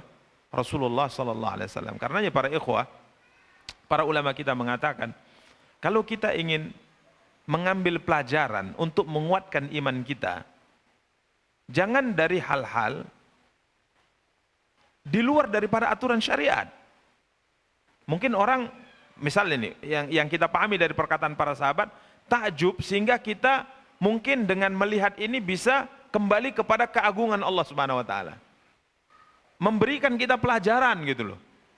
ini kaum dulu seperti ini, Masya Allah. Akhirnya kita istighfar, akhirnya kita ambil pelajaran. Maka Nabi mengatakan, sesungguhnya ada yang lebih dari itu sebenarnya kalau kalian ingin mengambil pelajaran.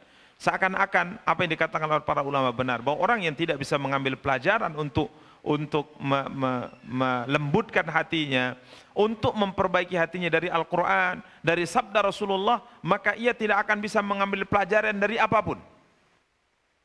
Karena ada orang ingin dekat dengan Allah dengan nasyid. Katanya kalau dengar nasyid yang mereka sebut dengan Islami, ya, hatinya semangat ibadah, hatinya semangat ibadah. Tapi kalau dengar Quran enggak, katanya. Ini sama sekali kata para ulama enggak ada kebaikan di hatinya. Karena Quran ini adalah peringatan yang paling besar. Quran ini adalah peringatan yang paling luar biasa. Karena para ulama mengatakan kalau orang tidak bisa merubah hatinya dengan Quran, maka dengan yang lain dia tidak akan bisa merubah hatinya. Itu hanya sekedar impian saja yang katanya hati menjadi lembut dengan sesuatu yang sesuatu tadi bertentangan dengan syariat. Demikian para ikhwah dan akhwat yang dimuliakan dan dirahmati oleh Allah Subhanahu wa taala. Kemudian apa yang diantara yang terjadi di perang Tabuk ini adalah kondisi sulit kaum muslimin seperti kurangnya air dan kurangnya makanan, sehingga mereka kehausan dan mereka juga kelaparan. Para ikhwah dan akhwat yang dimuliakan dan dirahmati oleh Allah Subhanahu wa taala, Umar berkata dalam perang Tabuk ini, asabana fihi atash, kami merasakan haus yang sangat luar biasa, sehingga kami yakin kala itu ini kalau tidak ada air, kerongkongan kita akan putus rasa mereka, atau akan hancur, rusak karena tidak ada air, ya. Sampai ada seorang laki-laki dengan terpaksa karena kehausan yang sangat luar biasa, dia sembelih apanya? Untanya, dan dia ambil dari unta tersebut simpanan air untuk unta tadi dalam tubuhnya, dan dia minum. Maka Abu Bakar kala itu mengatakan kepada Rasulullah SAW, ya Rasulullah SAW, sungguhnya Allah sering memberikan kepadamu kebaikan dalam doa. Doakanlah kami, karena tidak ada air lagi. Maka Rasulullah SAW mengatakan, atuhibbu dzalik, apakah kau ingin saya berdoa? Maka Abu Bakar mengatakan, ya Rasulullah. Ya Rasulullah. Maka adab seorang sahabat kepada siapa? Rasulullah. Dan ini berbeda dengan Bani Israel kepada Nabi Musa, ya. Kepada Nabi Musa. Mereka berkata kepada Nabi Musa, setelah Nabi Musa diangkat menjadi Rasul, kesulitan yang mereka hadapi dari Fir'aun itu tidak hilang, gitu. Sehingga mereka berkata kepada Nabi Musa, sama saja, udhina min qabli an ta'tiyana wa min ba'di ma ji'tana. Kita masih selalu ditindas. Sebelum kau datang, setelah engkau datang, kita masih tertindas. Seakan-akan bahasanya nggak ada gunanya juga kau mau Nabi Musa datang. Sebelum engkau diutus jadi nabi, kami ditindas oleh Fir'aun. Setelah engkau jadi nabi dan rasul, kami juga tetap ditindas. Coba lihat adab Abu Bakar. Dia tidak mengatakan Nabi, doa apa sih? Nggak tahu. Udah kehausan gitu. Tidak, tapi Abu Bakar mengatakan, ya Rasulullah, sungguhnya Allah SWT telah selalu memberikan kebaikan engkau dalam doa. Itu saja disampaikan. Fad'u lana. Ya Rasulullah SAW, doakan kami, karena sudah susah ini. Sudah sulit, air tidak ada. Maka Nabi mengatakan, atuhibbu dzalik, apakah kau ingin aku berdoa? Maka Abu Bakar mengatakan, ya Rasulullah. Maka Nabi mengangkat kedua tangannya, dan tidak beliau menurunkan tangannya dari berdoa kepada Allah, kecuali awan mendung datang. Kemudian turun apa?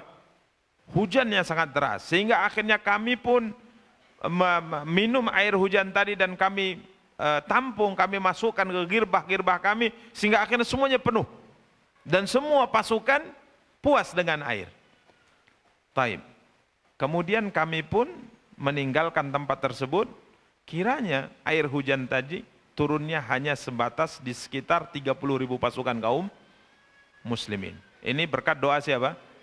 Rasulullah sallallahu alaihi wasallam. mereka juga kelaparan. Disebutkan di sini dari hadis Abu Sa'id Al-Khudri radhiyallahu taala anhu, kelaparan.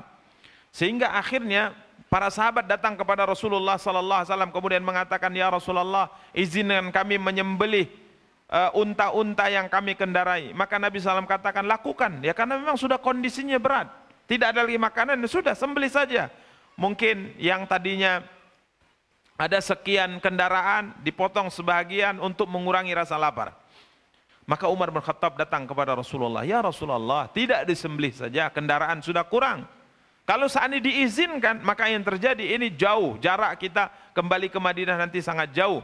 Ini bagaimana kalau kendaraan tidak memadai?" Maka menurut saya, ya Rasulullah, menurut saya ini usulan Umar bin Khattab, kumpulkan sisa-sisa makanan yang masih dibawa oleh pasukan kita dan doakan keberkahan untuknya ya Rasulullah. Semoga Allah memberikan itu kepada engkau. Maka Rasulullah SAW mengatakan, "Na'am." Maka diperintahkanlah pasukan untuk mengumpulkan semua makanan yang tersisa. Maka disebutkan ada yang datang dengan membawa 1 genggam makanan, ada membawa 1 genggam kurma, ya, ada membawa 1 potong roti, sisa 1 potong roti.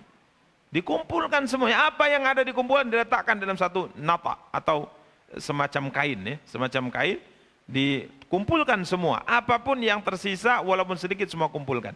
Kemudian Nabi SAW mendoakan keberkahan.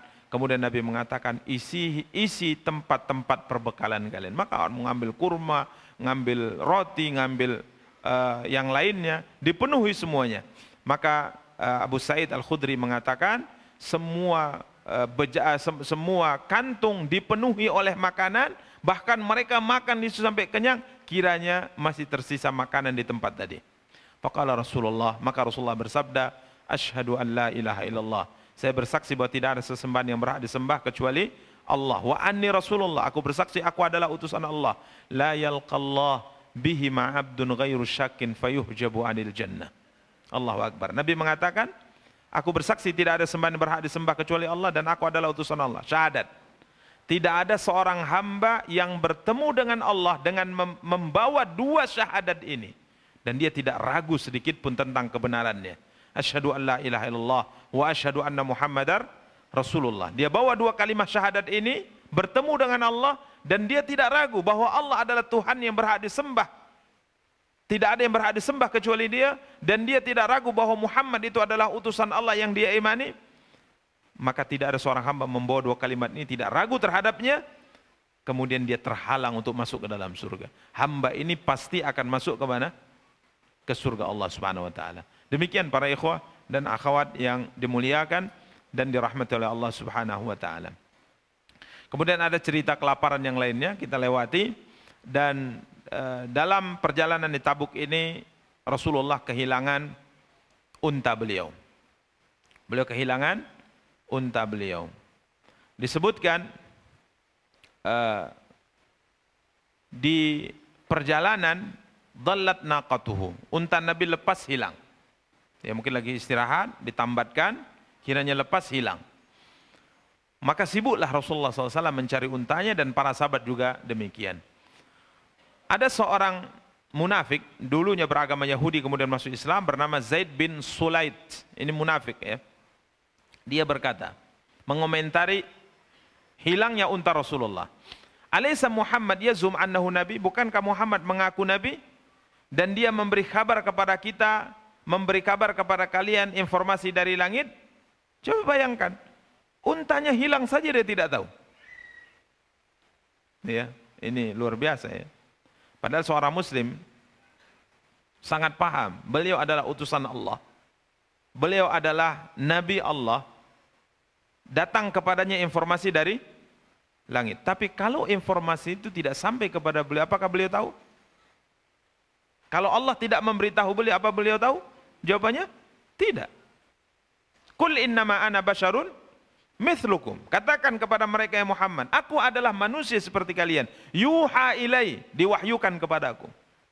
Bahkan disebutkan oleh Allah Subhanahu wa taala, walau kuntu alamul ghaib, kalau aku tahu perkara yang gaib, sampaikan kepada mereka ya Muhammad. Kalau saya tahu perkara gaib, lastakthartu minal khairi wa ma massaniyasu. Wa ma massaniyasu. maka sungguh aku akan banyak mendapatkan kebaikan dan tidak akan menimpa diriku sedikit pun daripada keburukan. Tapi beliau tidak tahu perkara apa? Ghaib. Kecuali yang diberitahu oleh Allah Subhanahu wa taala. Jadi maklum bagi seorang muslim, Nabi tidak tahu perkara gaib kecuali Allah memberitahu kepada beliau. Maka ini orang munafik ini lancang sekali. Dia kemudian mengatakan, Muhammad mengaku Nabi, memberitahu kabar dari langit kepada kalian, tapi untanya hilang pun tak tahu kemana. Fa'angkara alaihi nafar minas sahabat. Maka sahabat mengingkari ucapannya ini. Mereka mengatakan, semoga Allah membinasakan engkau wahai Zaid bin Sulaid. Engkau telah munafik. Kalau jelas engkau munafik, kenapa engkau ikut di perang Tabuk ini? Mayoritas seluruh munafik tidak ikut. Tapi engkau munafik ini, tapi kenapa engkau ikut? Dia mengatakan, terus terang dia mengatakan, saya ikut untuk mendapatkan sedikit daripada perhiasan dunia. Saya berangkat ini, kalau perang nanti kita menang, saya dapat harta rampasan. Maka mereka mencelanya, ya. Mereka mencelanya, bahkan mereka mengatakan lebih bagus engkau tidak bersama dengan kami dalam perjalanan seperti ini. Informasi ini sampai ke Rasulullah sallallahu alaihi wasallam. Kala itu di sisi Nabi ada Umarah bin Hazm Al-Ansari radhiyallahu taala anhu, ya, di mana Zaid bin Sulaid ini numpang di rombongannya Umarah bin Hazm radhiyallahu taala anhu. Inna rajulan qal, sesungguhnya Rasulullah bersabda, ada seorang yang berkata, telah sampai informasi ini kepada Rasulullah, kemudian Nabi sampaikan kepada para sahabat yang berada di sekeliling beliau saat itu, termasuk adalah Umarah yang mana Zaid bin Lusaid ini ikut rombongannya. Ada seorang berkata, ini Muhammad memberitahu kalian bahwa dia Nabi dan dia mengaku telah mendapat informasi dari langit, sedangkan untanya hilang saja dia tidak tahu. Nabi berkata, wa inni wallahi ma a'lamu illa ma 'allamani Allah. Demi Allah, tidak ada sesuatu apapun yang aku ketahui kecuali Allah yang memberitahuku. Artinya, kalau Allah tidak memberitahu, saya tidak akan tahu. Dan Allah telah memberitahu kepadaku di mana unta itu. Tadinya beliau tidak tahu, beliau ikut cari, beliau perintahkan sahabat mencarinya. Sampai ada komentar orang munafik ini, susah-susah kita nyari, katanya dia Nabi. Kok nggak diberitahu juga oleh Allah di mana unta tadi? Nabi mengatakan, saya tidak tahu kecuali apabila Allah memberitahu. Dan saat ini Allah sudah memberitahu. Beliau mengatakan bahwa untaku itu berada di lembah ini, berada di tempat ini, dan ia terhalang karena pohon, bizimamia. Jadi dia terhalang. Jadi tali kekangnya lepas, kemudian dia pergi cari makan dan sebagainya, kemudian tali kekangnya ini nyangkut di sebatang pohon. Lembah ini, tempatnya ini, kata Rasulullah SAW. Pergilah ke lembah itu, kalian akan dapati dia. Kiranya mereka berangkat, dan benar unta Rasulullah sallallahu alaihi wasallam berada di tempat yang disampaikan oleh beliau sallallahu alaihi wasallam. Demikian para ikhwah dan akhwat yang dimuliakan dan dirahmati oleh Allah subhanahu wa ta'ala. Kemudian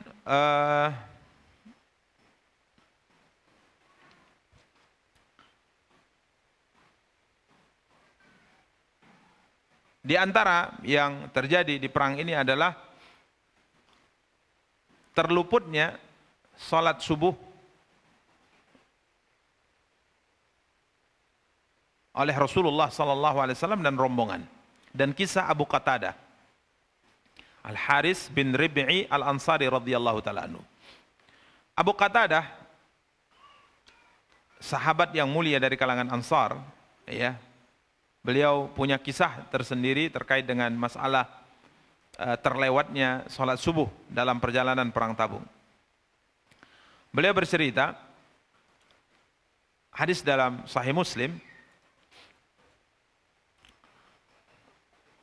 Rasulullah sallallahu alaihi wasallam bersabda, "Innakum tasiruna asyiyatakum wa lailatakum wa ta'tunal ma insyaallah gadan." Sungguhnya kalian telah berjalan dari awal malam sampai akhir malam. Jadi satu malam melakukan perjalanan. Karena memang biasanya beliau melakukan perjalanan di malam hari. Siangnya istirahat. Apalagi kondisi sangat panas di siang hari. Kemudian kalian esok akan mendatangi sumber air insya Allah. Kalau Abu Qatadah, ini malam hari ya, perjalanan malam hari, Abu Qatadah berkata, tatkala kami sedang berjalan bersama dengan Rasulullah SAW sampai memasuki tengah malam, kala itu saya berjalan di samping Rasulullah SAW, fana'isa Rasulullah famala an rahilatihi. Beliau ngantuk ya, naik unta, ngantuk. Abu Qatadah di samping Rasulullah berkendaraan juga. Maka beliau mengantuk, kemudian miring beliau. Miring. Ini kalau naik unta aman ya. Kalau naik mobil jangan. Coba-coba ya, lari 120 km per jam, antum ngantuk miring, ya insya Allah. Bangunnya sudah di alam barzah. Ini bahaya ya. Makanya kalau ngantuk ya istirahat. Saib ini unta. Beliau miring, fa'atai itu. Maka aku mendekati Rasulullah, kemudian aku tahan jasad beliau. Iya, aku tahan sambil jalan aku tahan. Min ghairi an uqidhahu, dan aku tidak mengejutkan beliau atau tidak membangunkan beliau. Hatta tadala ala rahil. Kemudian beliau sadar, beliau lurus lagi. Unta terus jalan, malam hari ini, jalan terus. Kemudian beliau kembali miring. Aku mendekati lagi, ku tahan lagi, supaya tidak jatuh. Sampai unta terus berjalan pelan, sampai beliau luruskan lagi badannya. Dan beliau tidak sadar nih ya, beliau tidak sadar. Hatta kana min akhiris sahar, sampai posisi malam menjelang sahur. Ini di penghujung. Kiranya miringnya Rasulullah lebih parah dari pertama dan kedua. Sampai beliau itu hampir jatuh. Maka di situ saya tahan dengan kuat sampai beliau pun terkejut. Beliau mengatakan, man hadha? Siapa ini? Malam ini, gelap. Ya, karena unta nggak pakai lampu ya, beda mobil ya. Siapa ini? Saya mengatakan Abu Qatadah. Abu Qatadah ya Rasulullah. Mata kana hadha masiraka minni? Dari kapan engkau berada di sampingku? Maka dia mengatakan dari awal ya Rasulullah. Faqala Rasulullah, maka Nabi mengatakan, hafizakallah bima hafizta bihi nabiyahu. Semoga Allah menjagamu karena engkau telah menjaga nabinya. Kalau Abu Qatadah, karena sudah sepertinya Rasulullah sangat ngantuk sekali, akhirnya beliau pun minggir. Kemudian turun dan merebahkan apa? Badannya. Kemudian Nabi kala itu berkata, ihfadhu alaina salatana. Ihfadhu alaina salatana. Ini di waktu sahur ya. Masih ada beberapa waktu lagi sampai menjelang subuh. Dia mengatakan jaga salat kita, jaga waktu salat subuh. Maksudnya jangan tidur semua ya. Beliau sudah tidak tahan lagi, maka beliau pun tidur. Kiranya karena semuanya juga lelah. Akhirnya semua kami pun tidur. Fanimna, semua kami tidur. Masya Allah. Kemudian fakana awwala man istayqadha Rasulullah. Orang yang pertama kali bangun adalah Rasulullah. Kisah ini mirip dengan kisah Bilal ya, tapi ini kisah yang berbeda. Ya, pernah dengar kan kisah Bilal? Waktu Nabi SAW sudah ngantuk, Nabi mengatakan siapa yang bisa jaga sampai membangunkan kami waktu sholat subuh nanti? Bilal mengatakan saya Rasulullah. Maka Nabi perintahkan semua sahabat untuk istirahat, karena Bilal dia akan jaga, dia akan bangunkan kita sholat subuh. Kiranya Bilal akhirnya bersandar di punggung untanya, nunggu. Dia santai-santai, ya namanya sama-sama lelah. Akhirnya Bilal pun tidur. Ya kalau sudah ngantuk, ya coba antum ngantuk bersandar di dinding. Insya Allah tidur antum. Tidur gitu kan. Yang biasa. Ini memang manusia seperti itu. Nanti faedahnya subhanallah ya, luar biasa. Sampai akhirnya Nabi pertama kali bangun, Nabi mengatakan, Bilal, kata Nabi. Ya Rasulullah, mana janjimu? Kata Bilal, waduh saya juga ngantuk ya Rasulullah.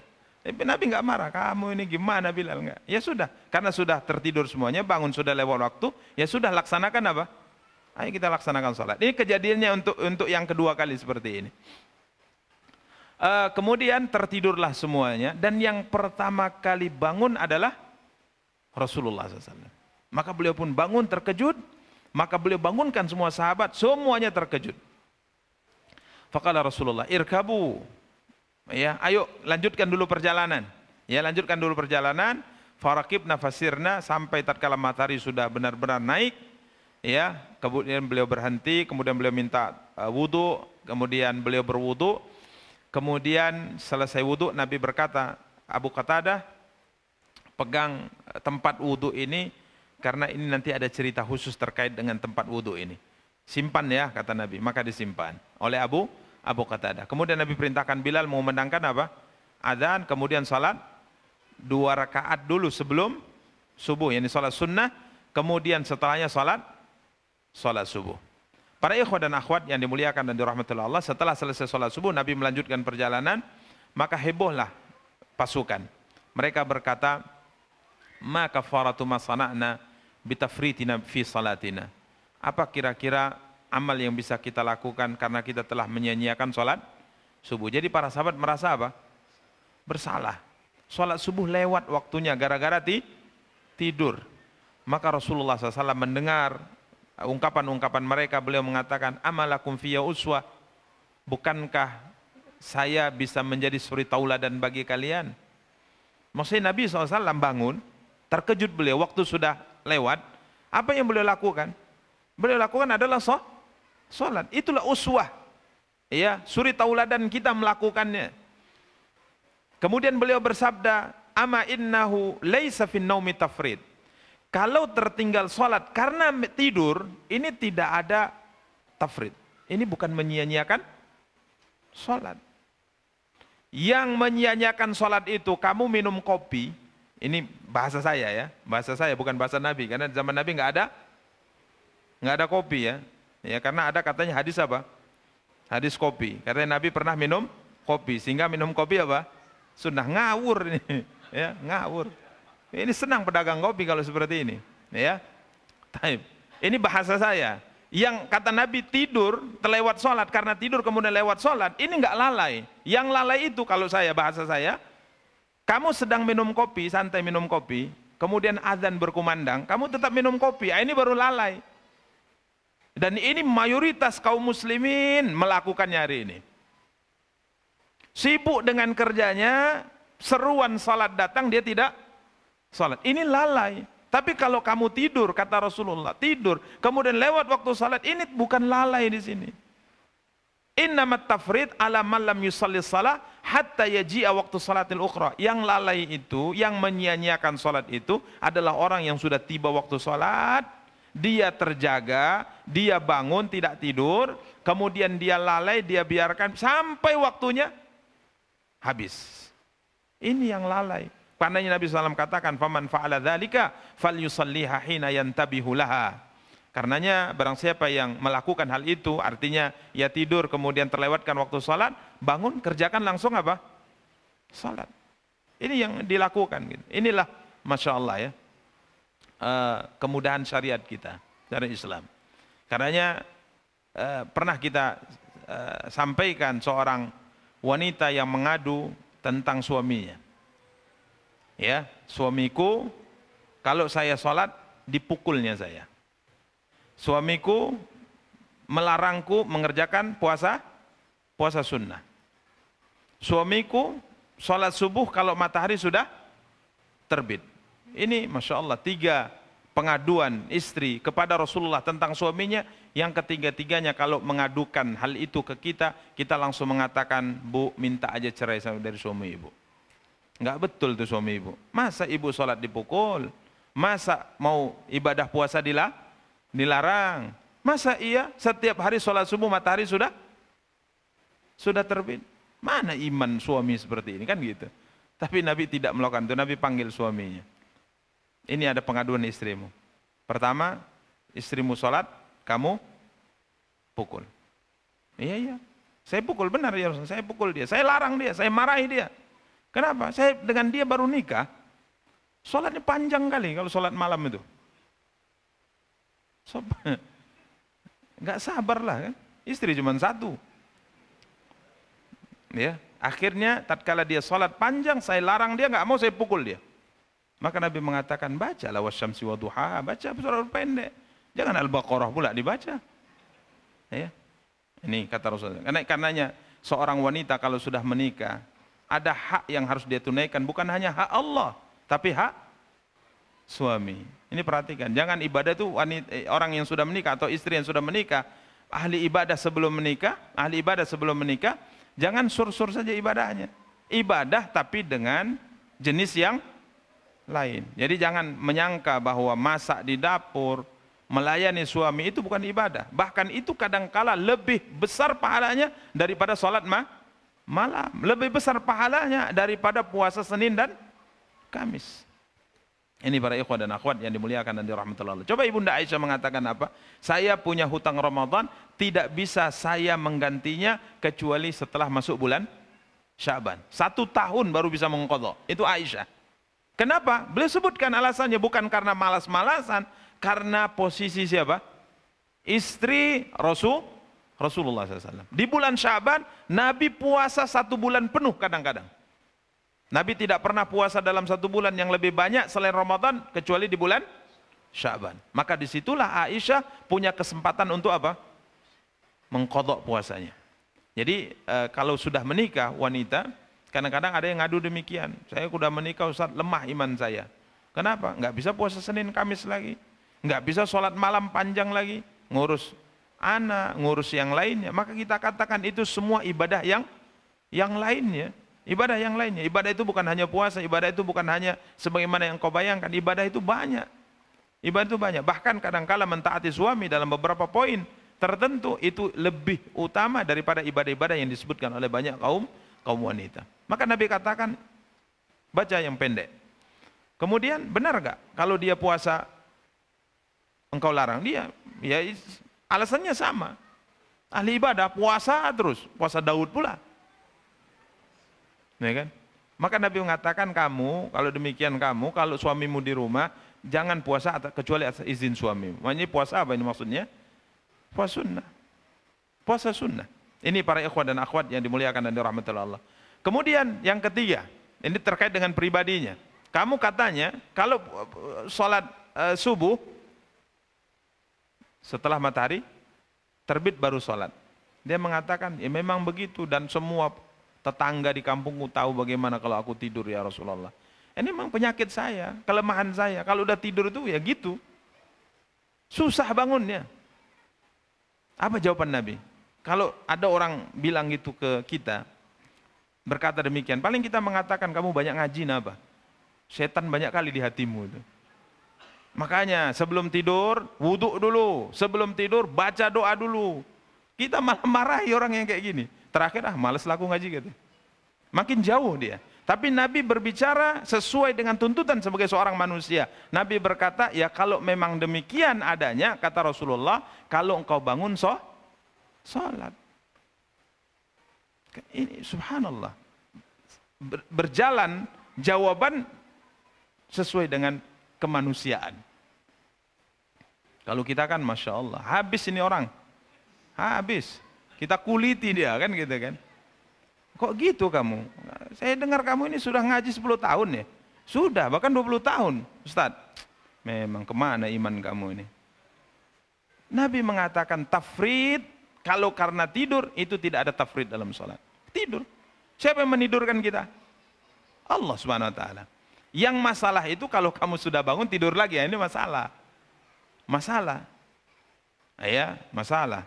Jadi sudah terbangun, masih bisa 2 menit lagi. Tidak, itu payah itu. 2 menit itu nggak mungkin. Tapi kalau masih 1 jam, mungkin lah masih 1 jam tidur lagi. Karena lelah misalnya.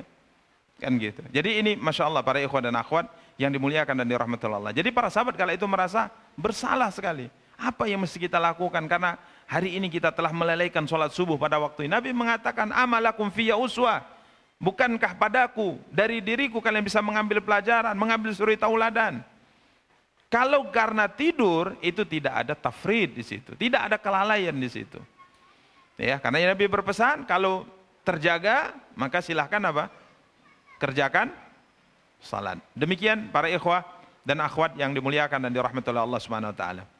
Falamma ishtaddatil dhahirah, tatkala panas mulai memuncak, sangat panas dan air habis, maka di sini orang-orang mengatakan halakna, atosna, kita binasa, kita kehausan ini, nggak ada lagi air, bagaimana ini? Nabi mengatakan lahul ka'alaikum, tidak ada kebinasaan atas kalian. Atlikuli ghumari wada'a bil maydah. Nabi sallallahu alaihi wasallam katakan, datangkan bejana kecilku. Kemudian Nabi katakan, Abu Qatadah, mana bejana yang aku perintahkan engkau untuk menyimpannya? Karena ada cerita nanti terkait dengan bejana itu.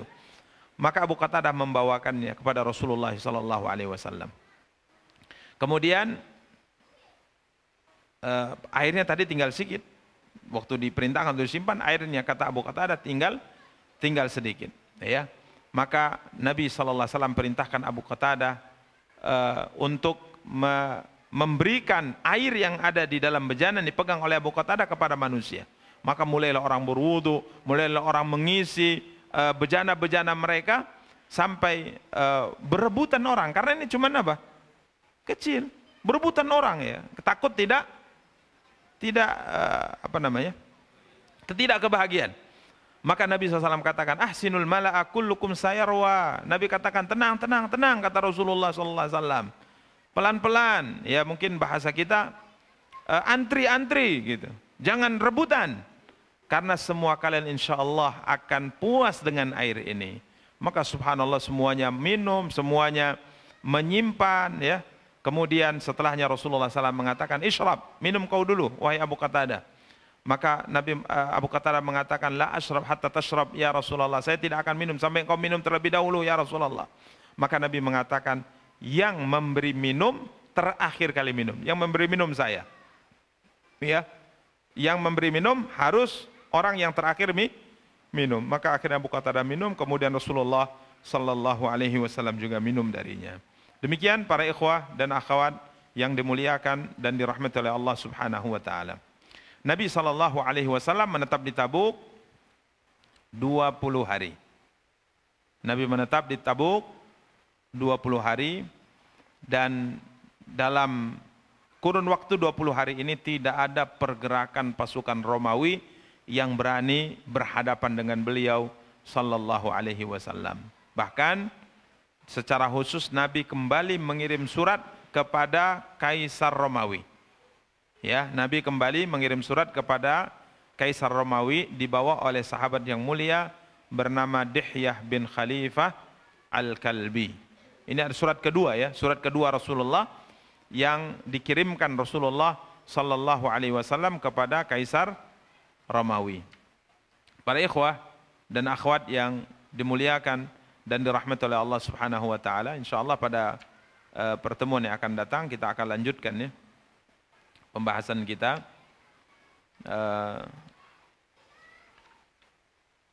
surat Rasulullah kepada Herakl Azimir Rum. Insyaallah akan kita lanjutkan pada pertemuan yang akan datang karena kisahnya juga menarik ya. Yang akhirnya utusan Raja Romawi untuk menemui Rasulullah sallallahu alaihi wasallam ini masuk Islam ya. Beliau masuk Islam. Jadi Raja Romawi mengirim utusan khusus untuk menemui Rasulullah di Tabuk dan utusan Raja Romawi ini akhirnya masuk Islam dan Allah anugerahkan kepadanya umur yang cukup panjang. Ya, umur yang cukup panjang sehingga akhirnya orang-orang bisa bertanya kepadanya tentang kisah ya surat itu dan utusan yang dikirim oleh Rasulullah maupun dikirim oleh Raja Romawi di saat terjadi perang Tabuk. Demikian para ikhwah dan akhwat yang dimuliakan dan dirahmati oleh Allah Subhanahu wa taala yang dapat kita sampaikan. Insyaallah akan kita lanjutkan pada pertemuan yang akan datang. Jika ada yang ingin ditanyakan kita persilahkan. Wassallallahu ala nabiyina Muhammad wa ala alihi wa sahbihi wa tabi'in wa akhiru da'wana anil hamdulillahi rabbil alamin. Fadal. Ya.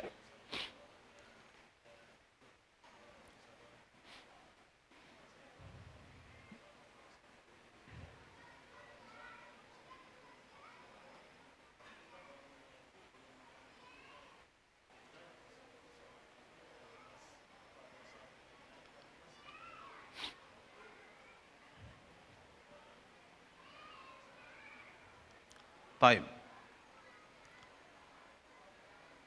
berkaitan dengan fikih ya. Nabi sallallahu alaihi wasallam tadi sudah sebutkan bahwa seorang yang tertidur dari salat. Tertidur dari salat artinya dia tidur ya, kemudian lewat waktu salat, atau Nabi SAW katakan nasiyaha, atau dia lupa lewat satu salat. Maka Nabi bersabda fal yusalliha, maka hendaknya dia mengerjakan salat itu tatkala dia bangun atau tatkala dia teringat. Ini teks hadis yang disabdakan Nabi. Dia hendaknya mengerjakan salat tatkala dia terbangun, dan hendaknya mengerjakan salat tatkala dia sudah teringat. Taib. Kemudian para ulama mengkaji, sebagaimana antum sampaikan, waktu, ada waktu yang dilarang kita sholat. Ada waktu disebut dengan waktu-waktu yang kita dilarang mengerjakan apa? Sholat. Pertama, tatkala matahari akan terbit sampai dia terbit, yang menandai waktu duha telah tiba. Kemudian waktu yang kedua, tatkala matahari tepat berada di atas langit. Ini tatkala benda apabila ditegakkan, dia tidak memiliki apa? Bayangan. Sampai kapan larangan ini? Sampai dia bergeser ke arah barat. Tatkala benda sudah mulai ada bayangan, menandakan waktu salat zuhur telah tiba. Kemudian yang ketiga, waktu yang dilarang salat adalah tatkala matahari akan tenggelam. Tatkala matahari akan tenggelam. Sampai kapan? Sampai benar-benar tenggelam, menandakan waktu maghrib telah tiba. Nabi SAW bersabda, matahari tenggelam, terbit dan tenggelam di antara dua tanduk syaitan. Sedangkan tatkala dia berada di atas jantung langit, tidak benda tegakkan, tidak memiliki bayangan, maka saat itulah neraka jahanam sedang dipanaskan. Ini 3 waktu yang kita tidak boleh apa? Salat. Dan ini waktunya itu sangat singkat. Jadi tidak lama. Sebagian ulama memperkirakan 10 menit, 15 menit waktunya. Itu sudah lama itu. Ya, 10 menit, 15 menit ini waktunya. Dari 3 waktu yang dilarang itu. Jadi tatkala matahari akan terbit, sampai dia terbit kurang lebih 10 menit, 15 menit. Begitu juga dengan tatkala matahari tepat berada di atas langit, ini 10 sampai 15 menit sudah boleh lagi. Begitu juga dengan tenggelamnya apa?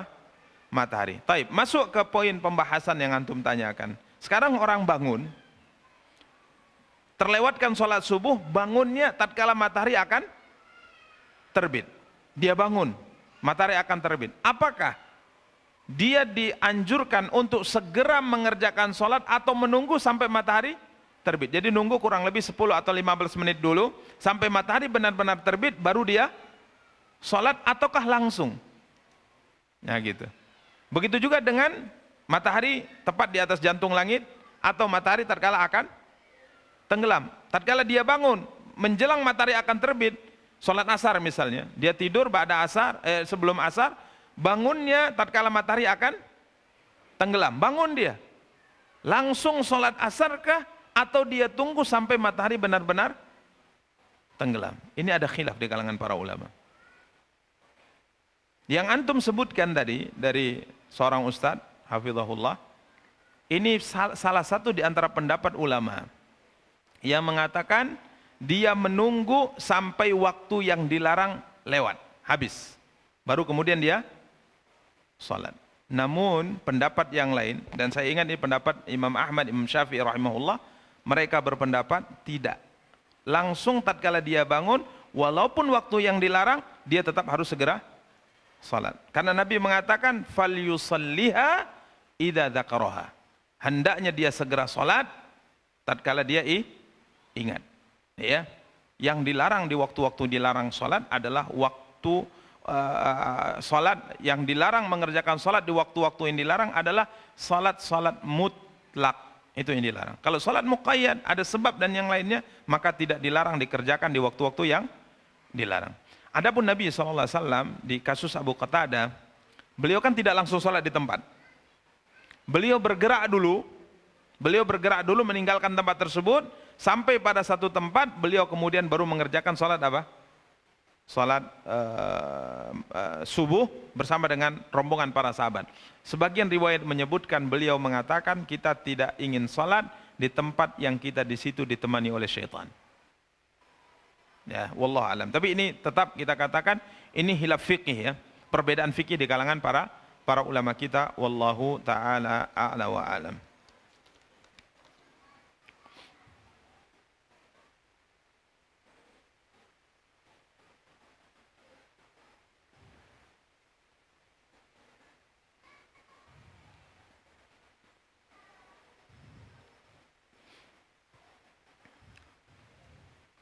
Tentang kajian khusus ummahat, Ustaz. Apakah memang diperbolehkan sang ummahat langsung tatap muka tanpa ada pembatas tirai dengan Ustaz? Apakah hal ini ada contoh dari Rasulullah SAW, Ustaz? Seakan kita lelaki diperintahkan tundukkan pandangan pada wanita. Taib.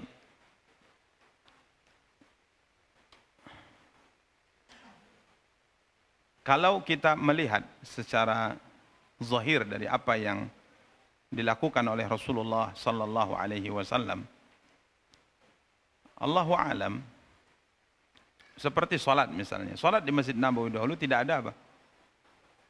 Tidak ada tabir. Tidak ada apa? Tabir. Karenanya Nabi kita yang mulia sallallahu alaihi wasallam kala itu bersabda kepada para sahabat, jangan berpaling sampai saya berpaling. Nabi imam, setelah assalamualaikum warahmatullahi, assalamualaikum warahmatullahi, jangan berpaling sampai saya yang berpaling. Beliau tidak berpaling langsung setelah salam ke belakang, menghadap ke belakang, melihat ke arah belakang, sampai para wanita yang salat bersama dengan beliau diberikan waktu beberapa saat untuk langsung meninggalkan apa? Masjid. Sehingga tatkala mereka sudah diberikan beberapa waktu, baru Nabi akan berbalik melihat kepada para sahabat dan Nabi izinkan para sahabat untuk berpaling.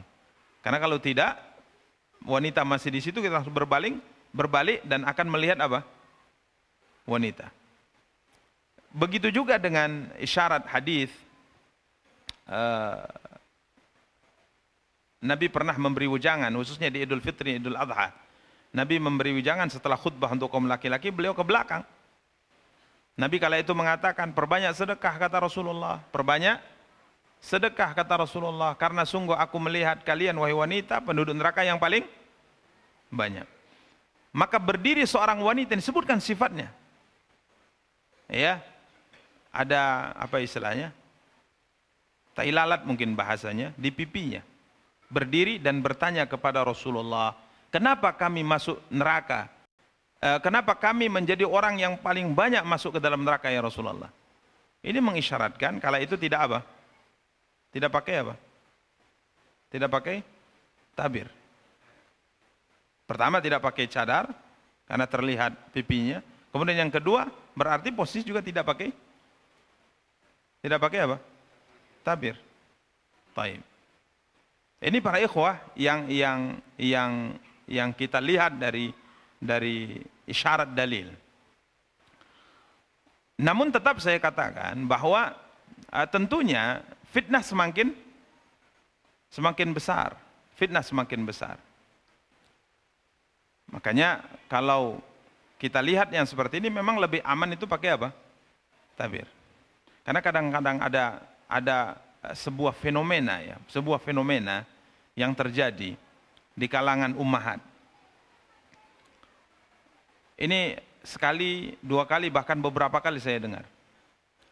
Ada satu tempat dulu, bukan di Medan, seorang syekh, dua syekh datang, sama-sama doktor, sama-sama ahli ilmu. Tapi yang satu ganteng, yang satu biasa. Maka kajian syekh yang ganteng ini lebih banyak umatnya datang. Ya, lebih banyak umat datang. Yang satu sedikit yang datang. Dan terkadang ditanya kenapa? Ganteng kali ustadznya gitu. Ganteng kali syekhnya gitu. Ini kan fitnah jadinya. Maka saya sampaikan bahwa jangan sampai ada yang mengatakan bahwa tabir ini bid'ah gitu. Karena ada juga saya dengar seperti itu. Tabir ini apa?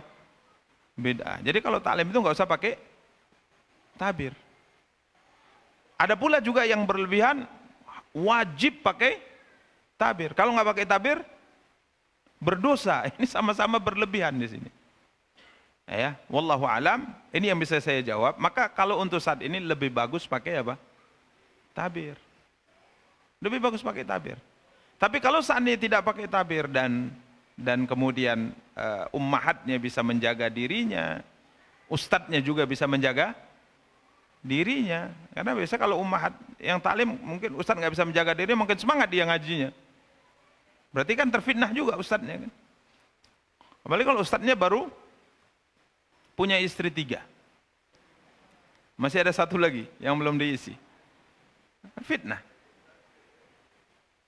Ya, ini fitnah. Ini yang dijaga. Kadang-kadang gini, para ikhwah, muhasabah diri. Kadang-kadang kita setelah mengisi sebuah pengajian, memberikan ilmu, menyampaikan ilmu itu ibadah tidak? Ibadah. Iman itu bertambah karena ibadah, karena ketaatan gitu loh. Tapi kadang-kadang kita merasa gini, tatkala kita memberi wejangan kemudian pulang, sholat malam nggak bisa.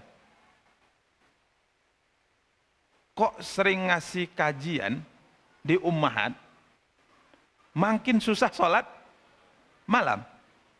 Itu kadang dirasakan secara fenomena di hati kita, muhasabah gitu. Semakin banyak kajian akhwat yang kita terima, kok sholat malam semakin berat, baca Quran semakin susah. Berarti kan ada masalah ini. Artinya muhasabah. Mungkin saja karena maksiat yang lain mungkin. Tapi bagi seorang muslim kan harus muhasabah. Jangan-jangan pengajian kita di akhwat ini malah maksiat gitu loh. Lihat pipinya, lihat matanya, lihat itu dan ininya. Itu maksiat tidak? Maksiat. Dan Ahlus Sunnah mengatakan iman itu bertambah dengan ketaatan, berkurang karena maksiat. Ketahuilah kalau iman berkurang karena maksiat, maka kita akan merasakan semangat ibadah akan menurun. Nah gitu. Makanya di zaman fitnah seperti ini ya bagusnya memang pakai apa? Pakai tabir. Karena perempuan ini kalau sudah keluar, dia akan dihiasi oleh syaitan. Mau jelek atau tidak jelek, kalau sudah laki-laki yang melihatnya kayaknya cantik semua. Wajahnya jelek, rambutnya cantik. Rambut wajahnya jelek, suaranya merdu, ada habis. Apalagi kalau semuanya cantik, habis iman kita. Makanya kalau ditanya terkait dengan pakai hijab, pakai tabir dalam kajian, ya kita katakan lebih bagus. Kita katakan lebih bagus, lebih selamat. Selamat hati yang menyampaikan, selamat pula hati yang mendengar penyampaian. Sama-sama menjaga, karena menjaga iman di zaman sekarang ini sangat sulit, sangat susah. Padahal yang dijaga imannya nggak terlalu banyak gitu loh. Tapi susah sekali gitu. Menaikkan iman itu di zaman kita sangat susah. Kita berjuang mati-matian satu hari untuk meningkatkan iman. Satu kejap saja buka handphone, hilang imannya. Karena banyak apa maksiat. Jadi Allahu alam, intinya yang pakai tabir maupun yang tidak pakai tabir sama-sama harus paham aturan hukum yang dibahas oleh para ulama. Jangan sampai menganggap tabir ini wajib, yang tidak pakai tabir dalam pengajian akhwat berarti sesat. Kan ada seperti itu pemahamannya. Ustaz apa itu? Ngisi pengajian akhwat kok nggak pakai tabir? Ini tanda ustaz-ustaz hizbi ini, tanda ustaz sesat ini ya gitu. Ini berlebihan. Ya, ini berlebihan. Jangan pula kemudian kita mengatakan, wah tabir ini bid'ah, bukan ini bid'ah ini semua. Tidak ada di zaman siapa? Rasulullah. Masalahnya adalah kita menjaga diri kita agar tidak terjatuh ke dalam fitnah. Karena fitnah di zaman kita sangat luar biasa. Wallahu ta'ala alam. Ini mungkin yang bisa saya jawab terkait dengan pertanyaan kajian khusus ummahat, apakah harus pakai tabir atau tidak. Kita cukupkan. Wallahu ta'ala ala wa alam. Subhanakallahumma bihamdika asyhadu an la ilaha illa anta astaghfiruka wa atubu ilaik. Wassalamualaikum warahmatullahi wabarakatuh.